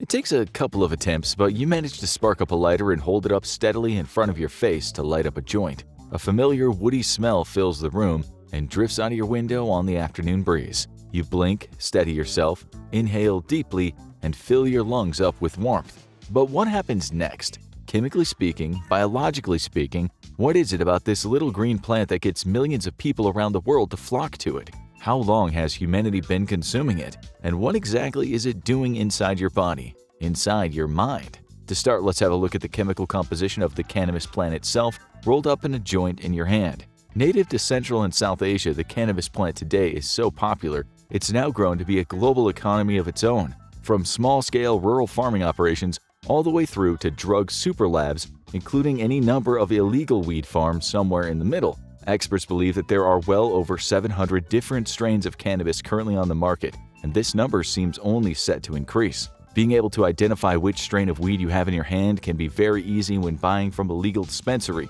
but if you live in a country or a state where marijuana is still criminalized, being able to verify exactly what it is you're smoking becomes more difficult. Looking down at the green mossy balls in your hand, do you know where in the world it's come from and what's inside it? Let's break it down a bit, or rather, grind it down. You've likely heard of the two most well-known active ingredients in cannabis. These are cannabidiol and tetrahydrocannabinol, or as you probably know them, CBD and THC. Over the last 10 years in the West in particular, CBD has been championed as a potential medical breakthrough. It's also been shown to have a calming effect on those with anxious disorders and is currently being tested as a treatment for psychosis, sleep disorders, muscle spasticity, and more. You might have seen ads for CBD oil products popping up in your feed claiming that it can solve any number of ailments. Research is ongoing, however, results vary. In the case of curing cancer, for example, so far there's no evidence to support that CBD has any kind of effect on the disease, despite what people on the internet might be saying. So, you smoke CBD to get high, right? No, CBD is usually extracted as an oil, and on its own it will not get you high. But it's still psychoactive, meaning it alters your mental state, typically leaving you feeling more calm and mellow. The feeling of being high comes from the main active component in marijuana, THC. Typically found in much greater quantities than CBD, THC can have a powerful psychoactive effect. To see what that means in practice, let's follow it as it enters the human body. You take in a deep breath of that joint and let the smoke fill your lungs. In this example, you're going to be our test subject, and you will be smoking weed. Smoking is one of the most direct and quickest ways to get high. This is because the smoke from your burning marijuana contains high levels of THC. The smoke is then inhaled, filling your lungs. At this point, you might experience some irritation, manifesting in the iconic smoker's cough from introducing an alien substance into your lungs. This, however, is not unique to smoking weed, as you're likely to see the same from people smoking or vaping conventional tobacco. The lungs are designed to quickly and efficiently transfer oxygen into the bloodstream when we breathe. Therefore, they have the capacity to take in large quantities of gas in one breath and get any number of elements or compounds from that gas into our bloodstream, and fast. The lungs aren't just empty chambers, they're full of tiny little air pockets called alveoli. The average human adult has roughly 480 million alveoli in their lungs, constituting about 1,500 miles of airways. That's the equivalent of driving from Miami to New Hampshire for our American viewers, or Madrid to Copenhagen for our European viewers. For everyone else, it's roughly 13,636,363.6 bananas lying end to end. Anyway, back to your lungs. In each alveolus, the THC from the smoke is transferred directly into your bloodstream, which then carries it all over your body, including to the critical area, your brain. As a result, it often only takes a matter of seconds for the user to start feeling the psychoactive effects of what they're smoking. So, let's crack your head open and see what's going on inside. Sorry, this might hurt a little. The THC and CBD bind themselves to receptors throughout your brain. The amygdala, for example, is responsible for anxiety, emotional responses, and fear. CBD dulls the activity in this part of the brain, but the THC component can stimulate it. While many users feel calmer after having smoked weed, others can feel a heightened sense of paranoia and worry, particularly on the come-down as the calming effects of the CBD wear off. Looking at other parts of the brain impacted by the CBD, we have the basal ganglia, which is involved with motor control and planning, the neocortex, which processes sensory information, and the cerebellum, which is the center of motor control. All three of these areas are impacted by smoking weed, resulting in you feeling slower in general. Reflexes are delayed, information takes more time to process, and motor functions and speech slow down. Driving under the influence of marijuana can be very dangerous as a result. One study in the UK found that fatal accidents are 1.65 times more likely to occur when the subject is under the influence of marijuana, while another study in Canada found that accidents could be 2 to 4 times as likely. Most countries have strict laws for driving under the influence of weed, with zero-tolerance policies, made stricter by the fact that it can take over 48 hours for weed to stop showing up on a blood test. If they're testing your saliva, it can be up to 72 hours. Urine can be anywhere from 3 to 30 days, and it can even be tested in your hair follicles for up to 90 days. Fortunately, you won't find many traffic cops that are plucking out your arm hair for a routine traffic stop. However, it would be reductive to think that all weed does is dull your brain. THC is a very active component that stimulates a lot of neural activity. Colors look brighter, sounds are louder, music sounds more rich and layered. Food often tastes better under the influence of THC, giving the subject the illusion that they're really hungry. That's right, this is why so many people using cannabis experience the famous munchies, which is why having a stoner visit your home is potentially extremely dangerous to the state of your snack pantry and chip supply. Many people report having heightened imagination, being able to think outside the box or come up with fresh and exciting ideas. Artists all throughout history have partaken in recreational drugs in an attempt to broaden their horizons, dulling a lot of the negative sensations, such as feeling pain and anxiety, coupled with the stimulation from THC, results in feelings of euphoria. In short, you, our human test subject, have gotten high. But what does this high actually look like? Here's where it gets really interesting. Let's bandage your head up and take a look. So far, we've only focused on the THC and CBD, but there are hundreds of active components within cannabis, which vary in quantity and intensity depending on which of the hundreds of strains the user is consuming. On top of that, there's the method of consumption. While smoking or vaping gets the chemicals into the bloodstream quickly, the high only lasts around 3 hours or so. Many users instead take gummies or bake brownies and cookies. When weed is absorbed through the digestive system, it takes a significantly longer time to kick in, but when it does, the user can experience highs that go on for hours, even up to a day, as the digestive system slowly releases the chemicals into the bloodstream. All of this makes studying the effects of marijuana very difficult. As with almost any study, there are the caveats of which strain is being used, how the test subject is ingesting it, and who the test subject is. The human brain is an incredibly complex thing indeed. If you took a sample of the human brain that was the size of just 1 grain of sand, that sample would contain 100,000 neurons and 1 billion synapses. Now multiply that by 860,000, and you've got a human brain, just like the one that's sitting in your head, watching this video and feeling very smug about itself. Being able to quantify and measure exactly what's happening in an organ far more advanced and complicated than the computers we're studying it on has been a challenge in medical science for decades and will likely continue to be one for a very long time. While one individual might take 1 puff and spend the rest of the day feeling anxious, their elderly grandma might smoke a whole bowl and feel nothing but zen. So, for Nana's sake, is it dangerous? Well, on the whole, consuming marijuana is relatively harmless as long as you aren't driving, controlling heavy machinery, or performing open-heart surgery. The risks of smoking the occasional joint with the right amount of weed in it are low. So, why hasn't it been legalized worldwide already?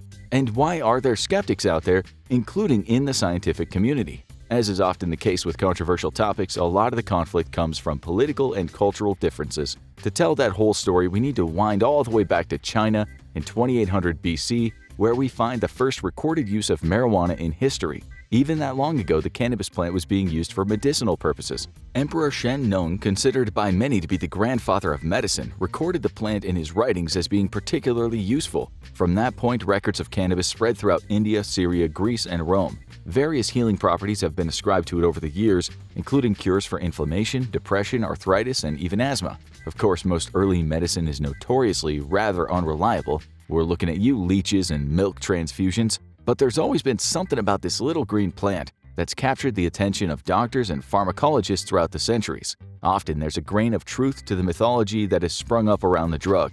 In Hinduism, for example, the god Shiva is given the title of Lord of Bhang because cannabis is his favorite food. For centuries, many Hindus believed that if you were suffering from a fever, it was the god's hot breath of anger upon you. Rituals were conducted where you would be given a quantity of cannabis to consume, so you would find favor with Shiva again, and your fever would pass. With modern medical science, we know that THC acts in the hypothalamus of the brain, reducing the body's temperature and therefore counteracting fevers. So, where did it all go wrong for weed's PR team? Why is it that many people in the West now include cannabis in the same conversation as crack, cocaine, and heroin, as opposed to paracetamol and penicillin?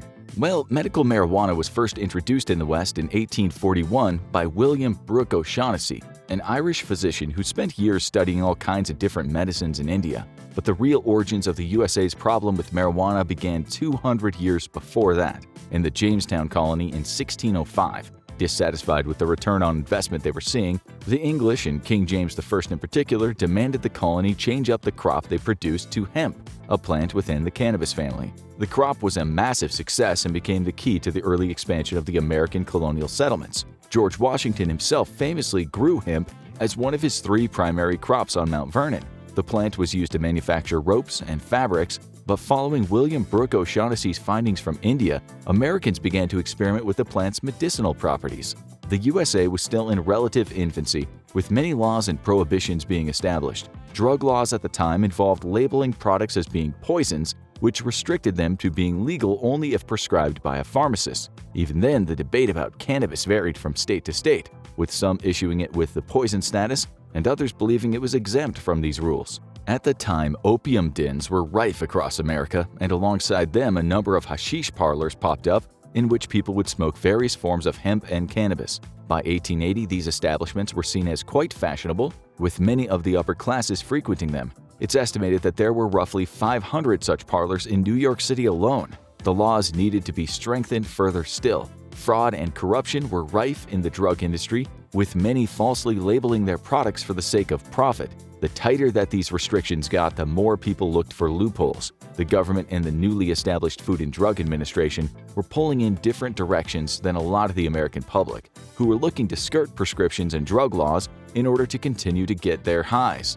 In the move to close the loopholes, cannabis was often grouped in with many of the much more addictive, much more harmful drugs that were plaguing the American population. The solution the American government came to was a zero-tolerance policy on recreational drug use, including the prohibition of alcohol and the criminalization of marijuana, which at the time they were spelling with an H. In 1971, President Nixon coined the term war on drugs, where he declared drug abuse to be public enemy number 1 of the American people. The approach was incarceration with an iron fist. Possession, distribution, and consumption of banned substances would result in jail time. It's estimated that throughout this war on drugs, the USA spends roughly $51 billion annually on its endeavor to clean up the streets. To illustrate, with that money, the USA could give each Canadian citizen $1,416.67 per year just as a little thank you for being such lovely neighbors. Alternatively, they could give one lucky Canadian $1 a minute for 97,032 years. A large amount of this campaign against drugs has involved a level of fear-mongering. There's a lot of false information swirling around the world about the negative effects these drugs have. It rots the brain and causes psychosis. It's a gateway drug to stronger and more dangerous highs, and it is highly addictive. But is there any truth to any of these claims? Let's examine them one by one. Firstly, no, marijuana does not rot the brain. Rotting is the decay of dead organic material as bacteria and fungi consume it. That simply doesn't happen. However, the link to psychosis is a much more contested field, with evidence for both sides of the argument. Firstly, what is psychosis? It's a term that is thrown around a lot, especially in the world of drug use, but very rarely defined. meaning a lot of people attach their own fears, worries, and prejudices to the word. Psychosis is when someone loses contact with reality. The image of the world around them that the brain is painting doesn't match up with the objective reality surrounding them. The two main symptoms of psychosis are hallucinations and delusions, and it's important to know the difference between the two. A hallucination is when a person experiences something that isn't actually happening. Most commonly, this takes the form of hearing voices that aren't really there, or sometimes seeing things that aren't really there. In some cases, people have reported smelling, feeling, and tasting their hallucinations too, such as tasting blood in their mouths despite there being none. A delusion, on the other hand, is more abstract. It could be the feeling that you're being followed, or that there's a conspiracy in your workplace to harm you. Delusional people are often highly susceptible to conspiracy theories, as often the paranoid messaging chimes with their fearful delusions that their minds have already been generating. So, does marijuana cause psychosis? It's complicated. Let's go back to the chemicals active in your brain. We're gonna need to crack that skull open again, sorry. THC is highly psychoactive. This is where the feeling of euphoria from being high comes from. While CBD can decrease the levels of panic and paranoia in the brain, it's often present in much smaller quantities than THC, mainly as many cannabis farms compete with one another to grow stronger and stronger strains. Couple that with the fact that there are hundreds of active compounds within the cannabis plant, and it goes back to our earlier point about this being a challenging area of study. Therefore, many scientists rely on quite broad studies, taking large sample sizes of drug users and non-drug users and comparing the development of their brains over time, looking most notably at teenagers and young people. What they found is there is often a link between heavy pot smoking and psychosis. There are cases of people living with schizophrenia and bipolar disorders where the heavy use of marijuana is linked to the onset of those symptoms. What has not been proven, however, is that weed was the cause. Most scientists believe that weed can, in some cases, accelerate the development of underlying psychotic disorders. The brain is a very complex and delicate thing. If somebody has an underlying psychotic condition, then the consumption of drugs that alters their state of mind and heightens activities within certain sections of the brain can naturally lead to an exacerbation of those symptoms. Schizophrenia is believed to affect 1 in 300 people, while bipolar disorder affects 1 in 100. While these are quite small percentages, they are not insignificant. THC does carry the risk of triggering a psychotic episode if you're genetically predisposed to having a psychotic condition. The chances are very low and won't affect the majority of the population, but they are still there. Next, is it a gateway drug? The experience of a chemical buzz in the brain is a sensation that many of us try to chase in our lives. You get up and sing in a concert at your high school and you get a rush from it. You do it a second time and the high is worn off a bit. So you need a bigger crowd, and suddenly you're in a rock band on an arena tour. Chasing this type of bigger, better high is an experience we're sure many of you are familiar with. Studies have shown that in a minority of cases, the same can happen with marijuana. Usage of the drug can prime the brain, ready for more intense highs, which it then craves. This sounds bad until you realize the same thing happens with cigarettes and alcohol. Both of these demonstrate a similar connection to being a gateway drug to harder substances as marijuana. So, why are those not held up to the same level of scrutiny? One thing studies have shown is that there is a much more powerful gateway drug out there: trauma. A difficult childhood, experiencing abuse, and going through acute pain and suffering are all far more likely to result in a person developing a dependence on hard substances. Weed is often a part of that journey, but in these cases it seems to be a symptom more than the cause of the problem.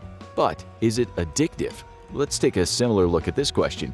You wake up one morning feeling tired, so you make yourself a cup of coffee. It clears away the fog, helps you focus on your job, and gives you a little endorphin rush from a good day's work. So the next day, you do the same, and the next, until one day you run out of coffee. You look in the jar and it's empty. A storm cloud gathers over your head. You go to work with a scowl, snap at your coworkers, have a headache by lunchtime, and come home feeling miserable. What's happened here? Well, the human brain is incredibly flexible. Your brain has gotten so used to the influx of caffeine each day that it's now rebalanced the chemicals inside itself to receive that caffeine boost. It's ready and it's waiting, so when the boost doesn't come, there's now a chemical imbalance. The same thing happens with weed. If you burn one down at 420, smoke weed every day, your brain's going to be sitting there at 419 rubbing its metaphorical hands together in anticipation. Coming off weed now feels hard. You have cravings for it, you feel irritated when you don't have it, you struggle to fall asleep, you lose your appetite, and you generally have a bad time.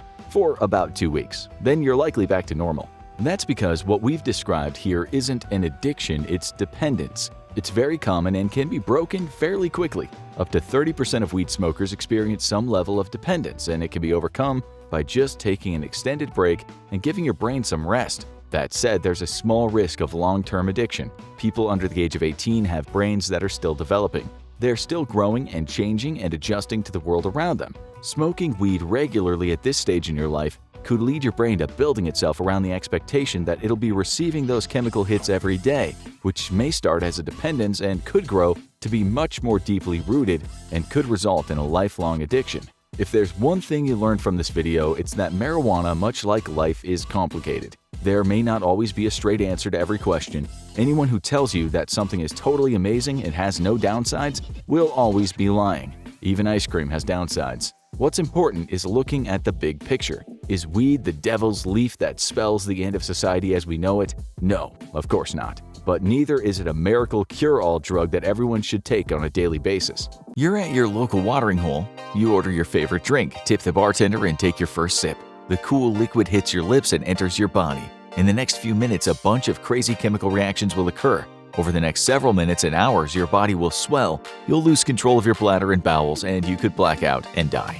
1 minute after you drink alcohol.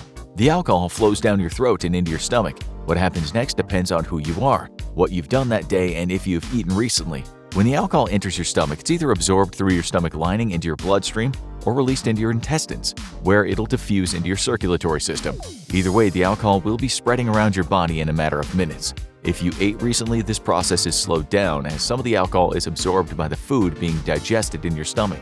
However, your stomach and intestines cannot metabolize or break down alcohol, so it will eventually end up in your bloodstream anyway. 3 minutes after you drink alcohol. More and more alcohol from your drink seeps into your bloodstream and enters cells through your body. This causes several reactions to occur, but it's unlikely you'll feel their effects at this point. However, some pretty strange stuff will happen to your body in the minutes to come. Some will feel good, while others will make you wish you've never put a drop of booze into your body. The alcohol percentage in your drink plays a role in how quickly it diffuses into your bloodstream.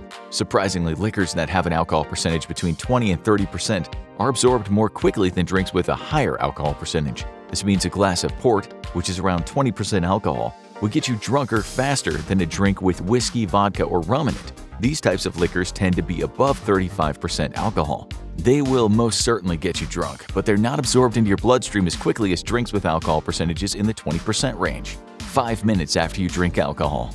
You're starting to feel the effects of the alcohol on your body. The fact that you mix your alcohol with a carbonated beverage means it enters your bloodstream slightly faster than other drinks. Cocktails like rum and cokes, gin and tonics, and vodka sodas will all be absorbed into your bloodstream quicker than if those liquors were consumed without a mixer. It's at this point your brain starts to feel the effects of the alcohol. You're not quite drunk yet, but you are definitely on your way. Chemical changes are happening in your body and they will alter your mood, senses, and balance. 10 minutes after you drink alcohol. You gulp down the last remnants of your beverage and order another one. While you wait, the alcohol from your first drink is changing the size of your blood vessels. They begin to widen, which causes your skin to become flush and turn a reddish color. It looks like you're blushing or having a slight allergic reaction, but this is all just a normal reaction to drinking alcohol. You pull at your shirt as you begin to feel warmer. This is because alcohol is a vasodilator, meaning it opens up blood vessels such as capillaries just under the surface of your skin. The more blood that flows to the surface of your body, the warmer you feel. At the same time, your blood pressure begins to drop for a short period of time. And even though you initially feel warmer, the changes to your blood flow are actually causing your internal temperature to drop as blood moves away from your body's core. The female body reacts slightly differently than the male body when alcohol is consumed. The average female has less body water in their system to dilute the alcohol that's being absorbed into their bloodstream. This results in a higher blood alcohol concentration occurring more quickly in women than men. Females also produce less alcohol dehydrogenase on average, which is an important enzyme the liver creates to break down ethanol. This means that if a male and female around the same weight and size start drinking the same alcoholic beverage simultaneously, the woman will likely begin to feel the effects of the alcohol first. 15 minutes after you drink alcohol. Now you start to feel pretty good. The alcohol is playing mind games with you. It's caused the release of dopamine and serotonin, which make you feel happy, more confident, and ready to try new things. This is because both dopamine and serotonin are neurotransmitters that allow for more connections between brain cells. Serotonin is known to make people feel calm and content, while dopamine is associated with feelings of being rewarded or motivated. The alcohol causes your body to release these hormones in higher concentrations than normal. which then alters your mood. At the same time, it suppresses certain parts of your nervous system. This is the reason why your speech begins to slur, you feel less coordinated, and your vision becomes impaired. As you sip on another drink, the levels of the hormones inside your body become even more imbalanced. You begin to make decisions and do things that you wouldn't normally while sober. You become bolder and throw inhibition to the wind. It's at this point you start to feel buzzed or drunk. This is your body's way of telling you something is not quite right. But since it feels good at the time, you ignore those warning signs. You begin to stagger around as your balance is thrown off. The influx of dopamine and serotonin allows you to come out of your cocoon, and you soon become a social butterfly. 20 minutes after you drink alcohol, your liver has now started to process the alcohol flowing through your body. It's a slow process, which is why the effects of drinking can last so long. On average, the liver can metabolize around 1 ounce of alcohol every hour. In most mixed drinks, you're consuming at least 2 ounces of alcohol, and chances are you're having more than one drink during a night out. This means that if your blood alcohol level reaches 0.08, which is the legal limit, it can take around 5.5 hours for your liver to remove all of it from your system. As your liver works overtime to break down the poison you're putting into your body, you continue to talk to everyone you come across and make new friends. With every breath, you exhale some of the alcohol in your system. This is why you can literally smell alcohol on someone's breath after they've been drinking. By the time your body completely breaks down the alcohol flowing through your bloodstream, you will have breathed out around 8% of the total alcohol you consumed. The alcohol gets into your breath by diffusing out of the blood and passing through your lungs. This is the same way that your body releases carbon dioxide. It's this evaporated alcohol that's released by your respiratory system that breathalyzers use to calculate blood alcohol levels. Even if you mask the scent of the alcohol using gum or mints, the molecules are still being released in your breath. You might be able to hide the smell from another person, but this will never trick a breathalyzer. 25 minutes after you drink alcohol, you now look a little red in the cheeks. You have a slight cognitive impairment and are releasing alcohol from your lungs like a fire-breathing dragon. But while all this is happening, you also have the irresistible urge to go pee. You race to the bathroom before you have an accident in your pants to relieve yourself. If you don't make it in time, you can blame it on the alcohol, but you'll still need to change clothes. The alcohol in your blood suppresses the creation of the antidiuretic hormone, or ADH, that's produced by the body. ADH signals the kidneys to reduce the amount of water they're releasing, and now that there's less of this important molecule being produced, your kidneys are flooding your systems with more and more water. This causes you to have to urinate frequently as a way of excreting the excess water. However, it also can cause another nasty side effect. Other than being at risk of peeing your pants, the suppression of ADH by alcohol can also lead to dehydration. As you release more and more fluids by peeing constantly, your body is unable to retain the water it needs for cellular and life processes. This is one of the reasons it's important to drink water with every alcoholic beverage you have. If you don't replenish your fluids while drinking, it can lead to headaches, exhaustion, and a nasty hangover the next day.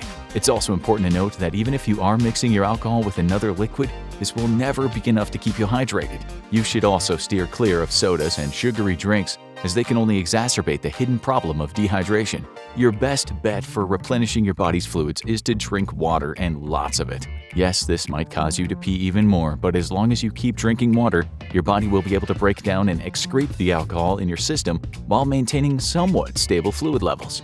30 minutes after you drink alcohol. Now that your body has released some of your water stores, it makes it slightly more difficult for some cellular processes to occur. H2O is a vital component in most reactions in your body. Your liver is the only organ that can actually break down the alcohol, and it is working overtime to try to eliminate the poison that's circulating through your system. Because that's what alcohol is, you're essentially poisoning yourself. It just happens to make you feel good. That being said, almost anything in moderation is okay, and that goes for alcohol as well. Too much alcohol can definitely kill you, but so can too much sugar, salt, and water. At this point, your liver starts to oxidize the alcohol and convert it into water and acetaldehyde. This molecule can cause problems for your body later on in life, but right now, it's the only way that the alcohol can be removed from your system. The more you drink, the longer this process takes, and the higher your blood alcohol content will be. It's the inability of your liver to keep up with the amount of alcohol you're consuming that leads to alcohol poisoning. As you continue to drink, your body continues to try to keep you alive. Something terrible is happening to your brain. At first, the alcohol makes you feel good, but behind this illusion, damage is being done to your brain cells. What happens next could determine whether you live or die. 45 minutes after you drink alcohol. Your choices while drinking matter. If you've consumed several drinks very quickly, your blood alcohol levels will be high. If you have been sipping on a drink or two throughout your time at the bar, your blood alcohol levels will be relatively low. This doesn't mean you won't become drunk, it just means you've given your body time to break down some of the alcohol before consuming more. Your blood alcohol level determines how much damage is being done to your brain.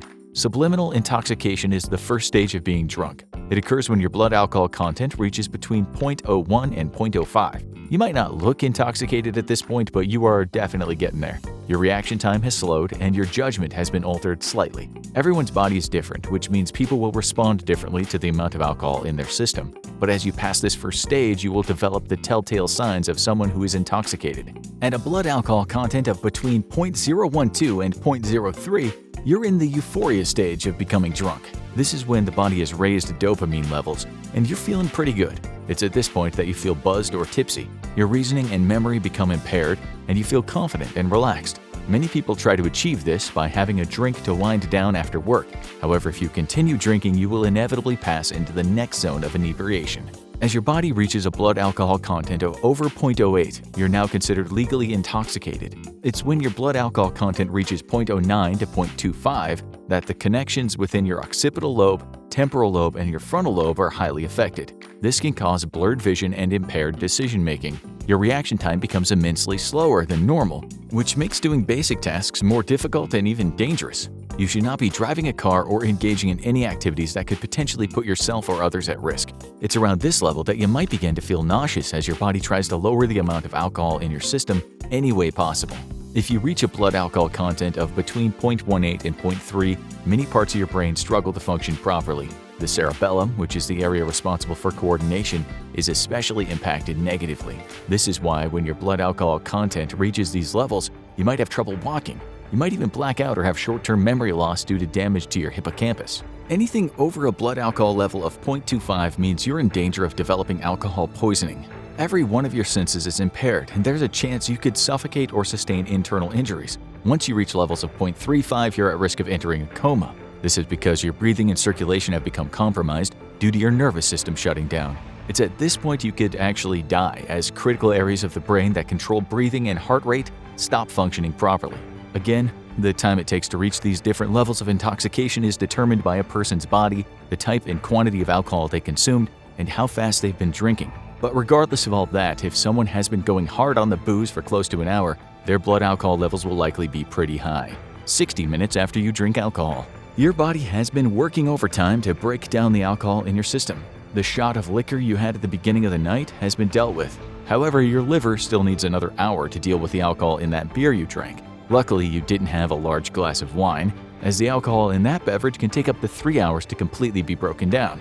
If you have been drinking consistently for an hour and you continue to do so, your blood alcohol level is sure to rise. You'll feel the levels of intoxication, and if you aren't careful, you could do serious damage to your body.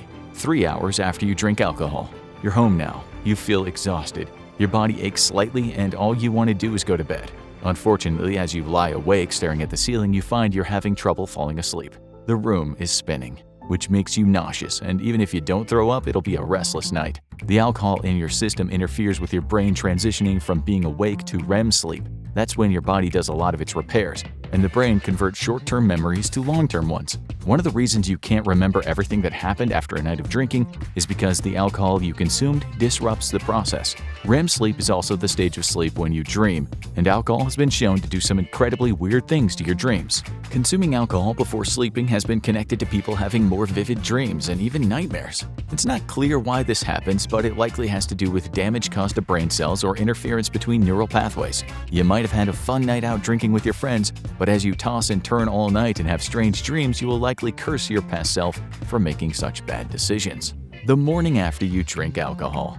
You wake up feeling like crap. You definitely overdid it the night before. To be fair, if you had only had a drink or two spaced out over the evening, you'd probably feel completely fine. But you went hard and drank a bit past your limit. Your blood sugar is low and you're dehydrated. These factors put a lot of stress on your brain, causing a killer headache to develop. Another side effect of the imbalances in your body is an increase in anxiety levels. You may have thrown inhibition to the wind the previous night, but now you're questioning every decision you made and hating yourself for overindulging. Even though you didn't black out, you can't remember the entire night. This is not because the alcohol causes you to forget memories, but it impedes your brain's ability to create new memories while you're drunk. As you struggle to remember what happened the night before, your stomach starts to grumble, your eyes open wide. You run to the bathroom and make it just in time. An explosion of diarrhea escapes your body. The alcohol you consumed the previous day has increased acid in your stomach, which has caused your stomach lining to become inflamed. On top of that, your body has been suppressing the production of the antidiuretic hormone for several hours. This has caused more and more liquid to build up in the intestines, which results in bad diarrhea the morning after a night of drinking. Now you have one mission in life: drink lots of water and force yourself to eat something. You need to make sure you replenish any fluids that are either lost from vomiting or diarrhea. On top of that, you need to consume some form of food, preferably something starchy, to soak up any remaining alcohol in your digestive system. The following days, weeks, and months after you drink alcohol. Having an alcoholic drink every now and then will likely have very minimal effects on your body. Even if you have a drink a few times a week, as long as it's in moderation, your body probably won't develop any adverse health conditions. However, having multiple drinks every day or binge drinking on weekends has been linked to several severe health problems. Consuming large amounts of alcohol can greatly increase your risk for certain types of cancers. The most well-known ones are liver and colon cancer. However, alcohol also increases your chances of developing throat, larynx, and cancer of the esophagus. Ethanol, the molecule that makes up alcohol, is not a carcinogen in and of itself. However, when your body breaks down the alcohol into acetaldehyde, this is where things can get dicey. The International Agency for Research on Cancer identifies acetaldehyde as a Group 2 carcinogen. This means that when you're drinking too much, your body produces a known carcinogen. And if you do this too often, you're rolling the dice with cancer. Your body can remove dangerous molecules such as acetaldehyde from your system, but only if you give it enough time to carry out the process. The more alcohol you consume in a short period of time, the more acetaldehyde builds up in your body, and the more likely you are to develop cancer. Heavy drinking has also been connected to an increased risk of high blood pressure, heart disease, and stroke. All of these things can be life-threatening. It's the stress you put on your brain and body when consuming large quantities of alcohol that leads to these factors developing. When drinking, your heart needs to work harder to circulate the blood around your body, so the alcohol can be broken down and removed. At the same time, alcoholic drinks can contain high amounts of calories and carbohydrates. This can lead to weight gain as a result of drinking too much. All of these factors combined put even more stress on the heart. The damage done to brain cells and pathways within the brain by alcohol can lead to memory problems and dementia, and this is in full-grown adults. Children and teens whose minds are still developing can become stunted if they consume alcohol. This can lead to learning disabilities and the underdevelopment of their brains. These side effects are one of the main reasons why the drinking age is 21 in the US. It's around this age that the brain has been fully developed. Although this is still debated, many scientists believe the brain isn't fully developed until you turn 25. Regardless, even a developed brain can be damaged by drinking too much alcohol. There's also some research that suggests drinking can weaken your immune system. This could leave you vulnerable to viruses and bacteria that often frequent bars or anywhere where large numbers of people gather. And even if you're drinking at home, alcohol can inhibit your immune system to the point where you become more susceptible to colds or the flu. Normally, your body would easily fight off these pathogens, but overconsumption of alcohol can hinder your immune system to the point that even a small cold makes you very sick. Alcoholism is a disease and an addiction. Alcohol can fundamentally change your brain chemistry, making you dependent on the substance. This addiction can happen to anyone and is influenced by genetic, psychological, social, and environmental factors. If you or someone you know is dependent on alcohol or overconsuming the substance on a regular basis, you should talk to a medical professional immediately. Drinking socially or having an alcoholic beverage every now and then and in moderation will probably not cause you any harm. However, it's important to know exactly how it affects your body and what signs to look out for. Remember, your body needs time to break down alcohol. This is a slow process, and it's why you should pace yourself and drink a lot of water during a night of drinking. Some call it the elixir of the gods, others call it hooch. A fancy cocktail might taste good, but it comes at a price: your health. Let's find out what the actual benefits are to giving up alcohol. Seconds after you stop drinking, your liver slowly filters out the toxins and sugars found in the alcohol. The molecule ethanol is what makes you feel drunk. It does this by binding to receptors in your brain. Most notably, ethanol binds to glutamate neurotransmitters, which in turn causes the brain to respond slower to stimuli. Along with glutamate neurotransmitters, there are several other receptors that ethanol binds with that slows brain function. The result of these inhibited receptors is what we call drunkenness. The reversal of this process can take a while, and the hangover that ensues after a heavy night of drinking is a mix of your body trying to get rid of the ethanol and other harmful molecules, along with dehydration. Unfortunately, if enough ethanol builds up in your system, it can kill you. After about an hour, your body has filtered your blood several times and metabolized the drinks you've had. The time it takes your body to break down the alcohol directly correlates to the amount consumed. About an hour after you stop drinking, your body starts to feel tired due to the high amount of energy it uses to remove the alcohol from your blood. And since it takes about 6 hours for your body to completely break down all the ethanol in your system and bring the sugar, water, and other nutrient levels back to normal, the lingering effects of drunkenness will persist. After you've had your last sip of alcohol, your body needs to rest more than usual to recover from your attempts to poison it. Unfortunately, until you get past this stage, it's difficult to have a good night's sleep. In fact, research suggests that alcohol actually increases alpha wave patterns in your brain, which are only supposed to be present while you're awake. This implies that alcohol tricks the brain into thinking the body is awake when it's really trying to sleep. But there is good news. If you manage to not drink for 6 to 12 hours, your body physically starts to change for the better. For one thing, alcohol has been shown to weaken your immune system. This might leave you susceptible to viruses and bacteria that are present at bars and parties. About 24 hours after you stop drinking, however, your immune system returns to normal. This is the first of many changes that will occur from sobriety. If you're a heavy drinker or an alcoholic, another much more noticeable change to your body will occur around 24 hours after you stop drinking. This is when withdrawal really starts to kick in. Your body may still crave the chemical changes that occur when you drink, and therefore you would start to develop symptoms such as the shakes, cold sweats, increased pulse, nausea, and anxiety.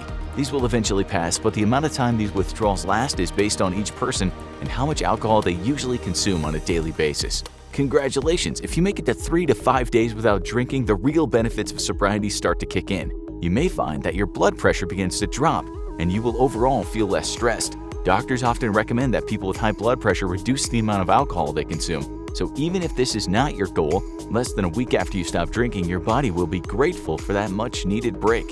You also might notice your appetite begins to decrease about a week after you stop consuming alcohol. This is one of the reasons that people tend to lose weight when they quit drinking. The other reason is that on average, each drink you're consuming contains a couple hundred calories. And since the sugars and alcohol don't break down in your body very well, much of it gets stored as fat. If you can give up drinking for an entire week, you may also find your skin looks and feels better. This is because your body is now more hydrated. Not only does alcohol make you pee more often, but it also decreases your antidiuretic hormone levels, which plays a role in allowing your body to reabsorb water. Somewhere around the 7-day mark after you stop drinking, these hormone levels are back to normal and your body is retaining more water. This is good not only for your skin, but for your body overall. Again, it's important to remember that the time between when you stop drinking and start seeing these benefits will vary depending on the person and how much alcohol they previously consumed. A couple of weeks without alcohol, and you might find your cognitive abilities start to improve. This is because the brain, like many parts of your body, is resilient. The damage done to your neural pathway by the ethanol can be reversed. You will never regain memories from when you blacked out while drinking, or recover thoughts that were obliterated from overconsumption of alcohol, but many of your neural connections will heal themselves over the coming weeks and months. You'll see even bigger benefits if you quit for more than 1 or 2 weeks. Without the pressure of filtering alcohol, your kidneys will begin to repair themselves. Like the liver, the kidneys filter out toxins. They're not quite as affected by alcohol as the liver is, but overconsumption can definitely cause damage over time. After a couple of weeks of no drinking, the kidneys will heal enough to maintain proper fluid levels, waste excretion, and hormone balances. If enough damage is caused to the kidneys from excessive drinking, you will feel much better once they're healed. The organ that takes the brunt of the damage when you drink is the liver. It's a vital structure, and without it, you can't survive. So about 3 weeks to a month after you completely stop drinking, your liver will begin to thank you. It's around then that the tissue will start to regenerate fully and the liver will repair itself. Without having to worry about alcohol, the liver can focus on breaking down other toxins that are produced by the body, which overall will make you feel healthier. The regeneration of damaged tissue takes time, but it happens much quicker when you stop drinking.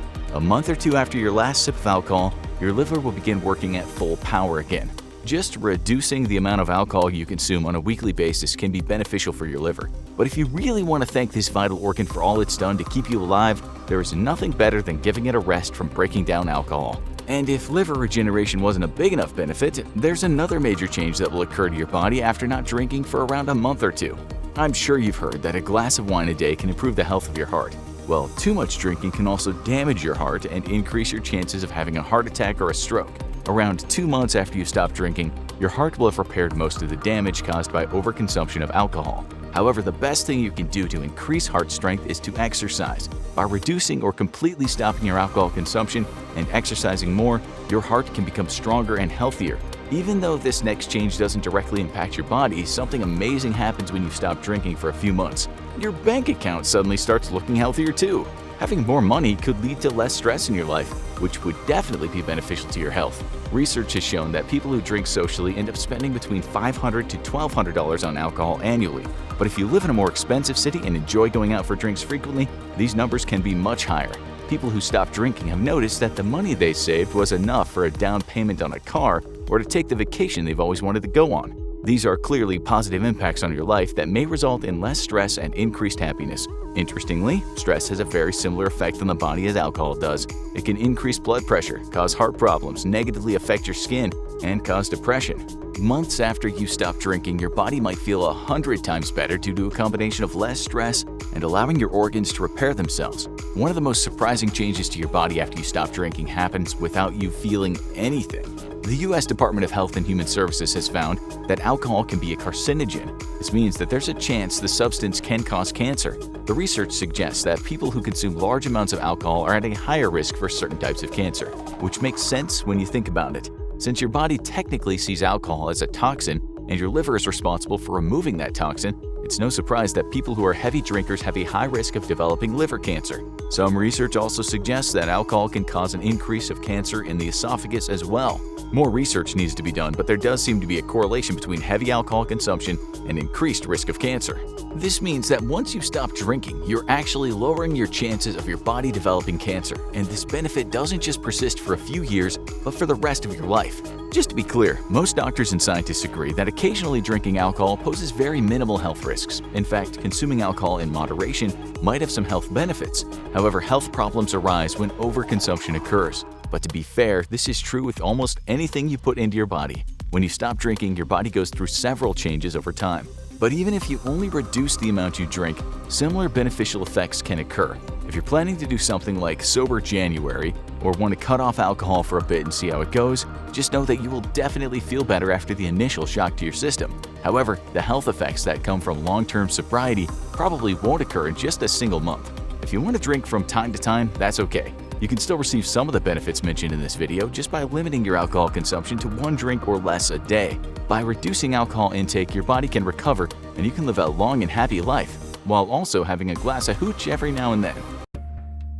This is a chapter right out of your Unluckiest Things That Ever Happened to Me book, a story you'll no doubt be regaling people with for the rest of your life. One night, you're driving down the highway as happy as a hamster with a new running wheel because you just had a great first date. Then you notice the dreaded red and blue lights flashing in your mirror. You pull over, not concerned because, hey, your car's in tip-top shape. You weren't speeding and you're a law-abiding citizen. The cop approaches the car and after some questions says, "Step out of the vehicle, please." He thinks you look loaded up on booze and wants you to blow into a machine. You're just happy, that's all. You haven't had a drop, nada. You haven't been anywhere near alcohol. And you blow positive. What's going on, you wonder? Before we get to the real story of when this happened, let's first tell you a bit about breath test devices, aka breathalyzers, that are used by the cops to check if you're driving under the influence. When you drink booze, that booze gets into your bloodstream, but the machine isn't testing your blood, since blood testing in the street would feel kind of invasive. The alcohol-tainted blood passes through the lungs, and that can come out of the mouth as vapor, called breath alcohol. Those machines are equipped to detect microscopic alcohol molecules and then estimate something called your blood alcohol concentration, often abbreviated to BAC. With a low BAC, you might appear to be normal, so the cops might be on a hunch. When it's a bit higher, you might experience mild euphoria, such as you were feeling after that first date. As some of you will know, when it's high, you might be incoherent and basically stupid. Higher still, and you might just pass out. There are different kinds of machines, but they all have a margin of error, meaning that they can be wrong and you could perhaps blow a false positive. You might also blow a false negative. Some reasons they could be wrong include the device not being calibrated properly, or even some leftover booze that's still in your mouth, even though you haven't had enough to be over the limit. But what we're talking about today is someone blowing positive for over the limit and not having touched a single drop of booze. booze. There are a lot of myths out there which say things such as toothpaste might make you blow over, but they're all just myths. But the experts say products that contain alcohol could affect the test. Stuff such as mouthwash and breath fresheners. Smoking might even make a small difference, and according to one paper, we found some cold and flu liquid mixtures and other medications that could also affect the results. There is a very slight chance that some candies containing menthol could affect the result, and then something like wine vinegar could also do the same. The chance of you blowing over due to consuming these things, though, one researcher said it's pretty much inconceivable. But our story is much stranger than someone blowing over because of any of these reasons. The cops in this case might rightly arrest the guy on suspicion of drunken driving, but the guy was also right in that he hadn't had one single drink. This was no malfunction of the machine, and he hadn't just downed a glass of mouthwash, smoked a load of cigarettes, and then decided to eat 2 packets of menthol candies. He actually was drunk. Even though he hadn't been drinking, the cops and he were both right. Let us explain. In this case, it happened in 2019, the 46-year-old British man was driving in his car when he got pulled over by the cops. The media didn't give his name, so let's call him Danny. Drunk Danny. The police must have noticed that this guy looked like he was buzzing and so asked the man to take a test. He refused, but then he was arrested on suspicion of drunk driving. The guy was subsequently sent to a nearby hospital, and guess what? It turned out that his BAC was twice over the legal limit. The man protested his innocence, and while he was right in saying he hadn't had a drink, he was unequivocally twice over the limit. And Danny isn't alone. There are cases of this happening in the USA and beyond. It must be very frustrating for the non-drinking drunks when they're told they've broken the law. In 2015 in New York, a woman was pulled over and she blew 4 times over the limit, and she hadn't touched a drop either. Like Danny, she wasn't eventually found guilty of any wrongdoing for the same reasons he wasn't. In Danny's case, some researchers found out what had happened. It turns out that he had a weird condition that can make him drunk without him imbibing in booze.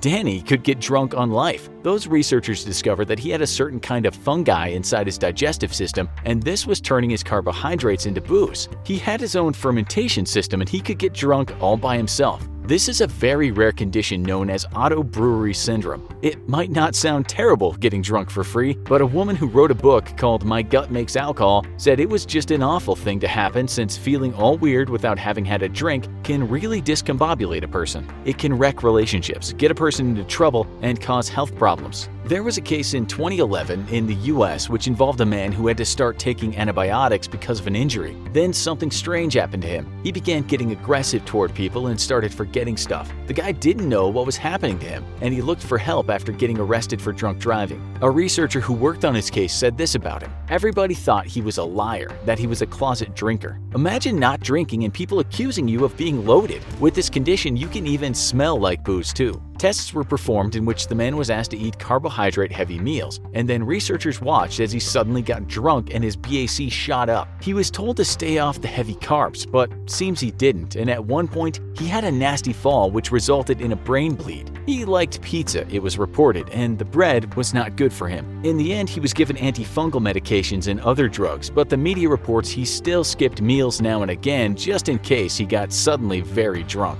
It seems the course of antibiotics for his injury set his condition off, with those pills altering his fungal growth. He became the personification of a home brewery kit. The Independent newspaper in the UK reported another guy in the US. He had to drop out of college because he was vomiting and having terrible headaches. He'd slur his words and have bad hand-eye coordination. He got drunk on nothing and had hangovers on nothing. He also got a DUI charge, but he was convicted. He did appeal this though. His wife actually didn't believe him and started recording him to see if he was having a sneaky drink. She then realized he was not drinking at all. The man told the media, "She would watch me wake up and sit on the couch from the moment I woke up to the moment I went to sleep and progressively get more and more drunk." In his case, it took years for doctors to discover he had auto-brewery syndrome. One researcher said she works with 200 people in the US who have this condition, but another 500 folks from around the world have contacted her about it. She said it really is no fun at all. People could be up to 5 times over the legal limit with it, and it could happen so often that there is a potential for alcohol poisoning and, in the long term, non-alcoholic fatty liver disease. She said people might not exactly feel drunk, but suddenly have a change in mood and become delirious, depressed, and dizzy. She also believes that a lot more people are living with it than we think.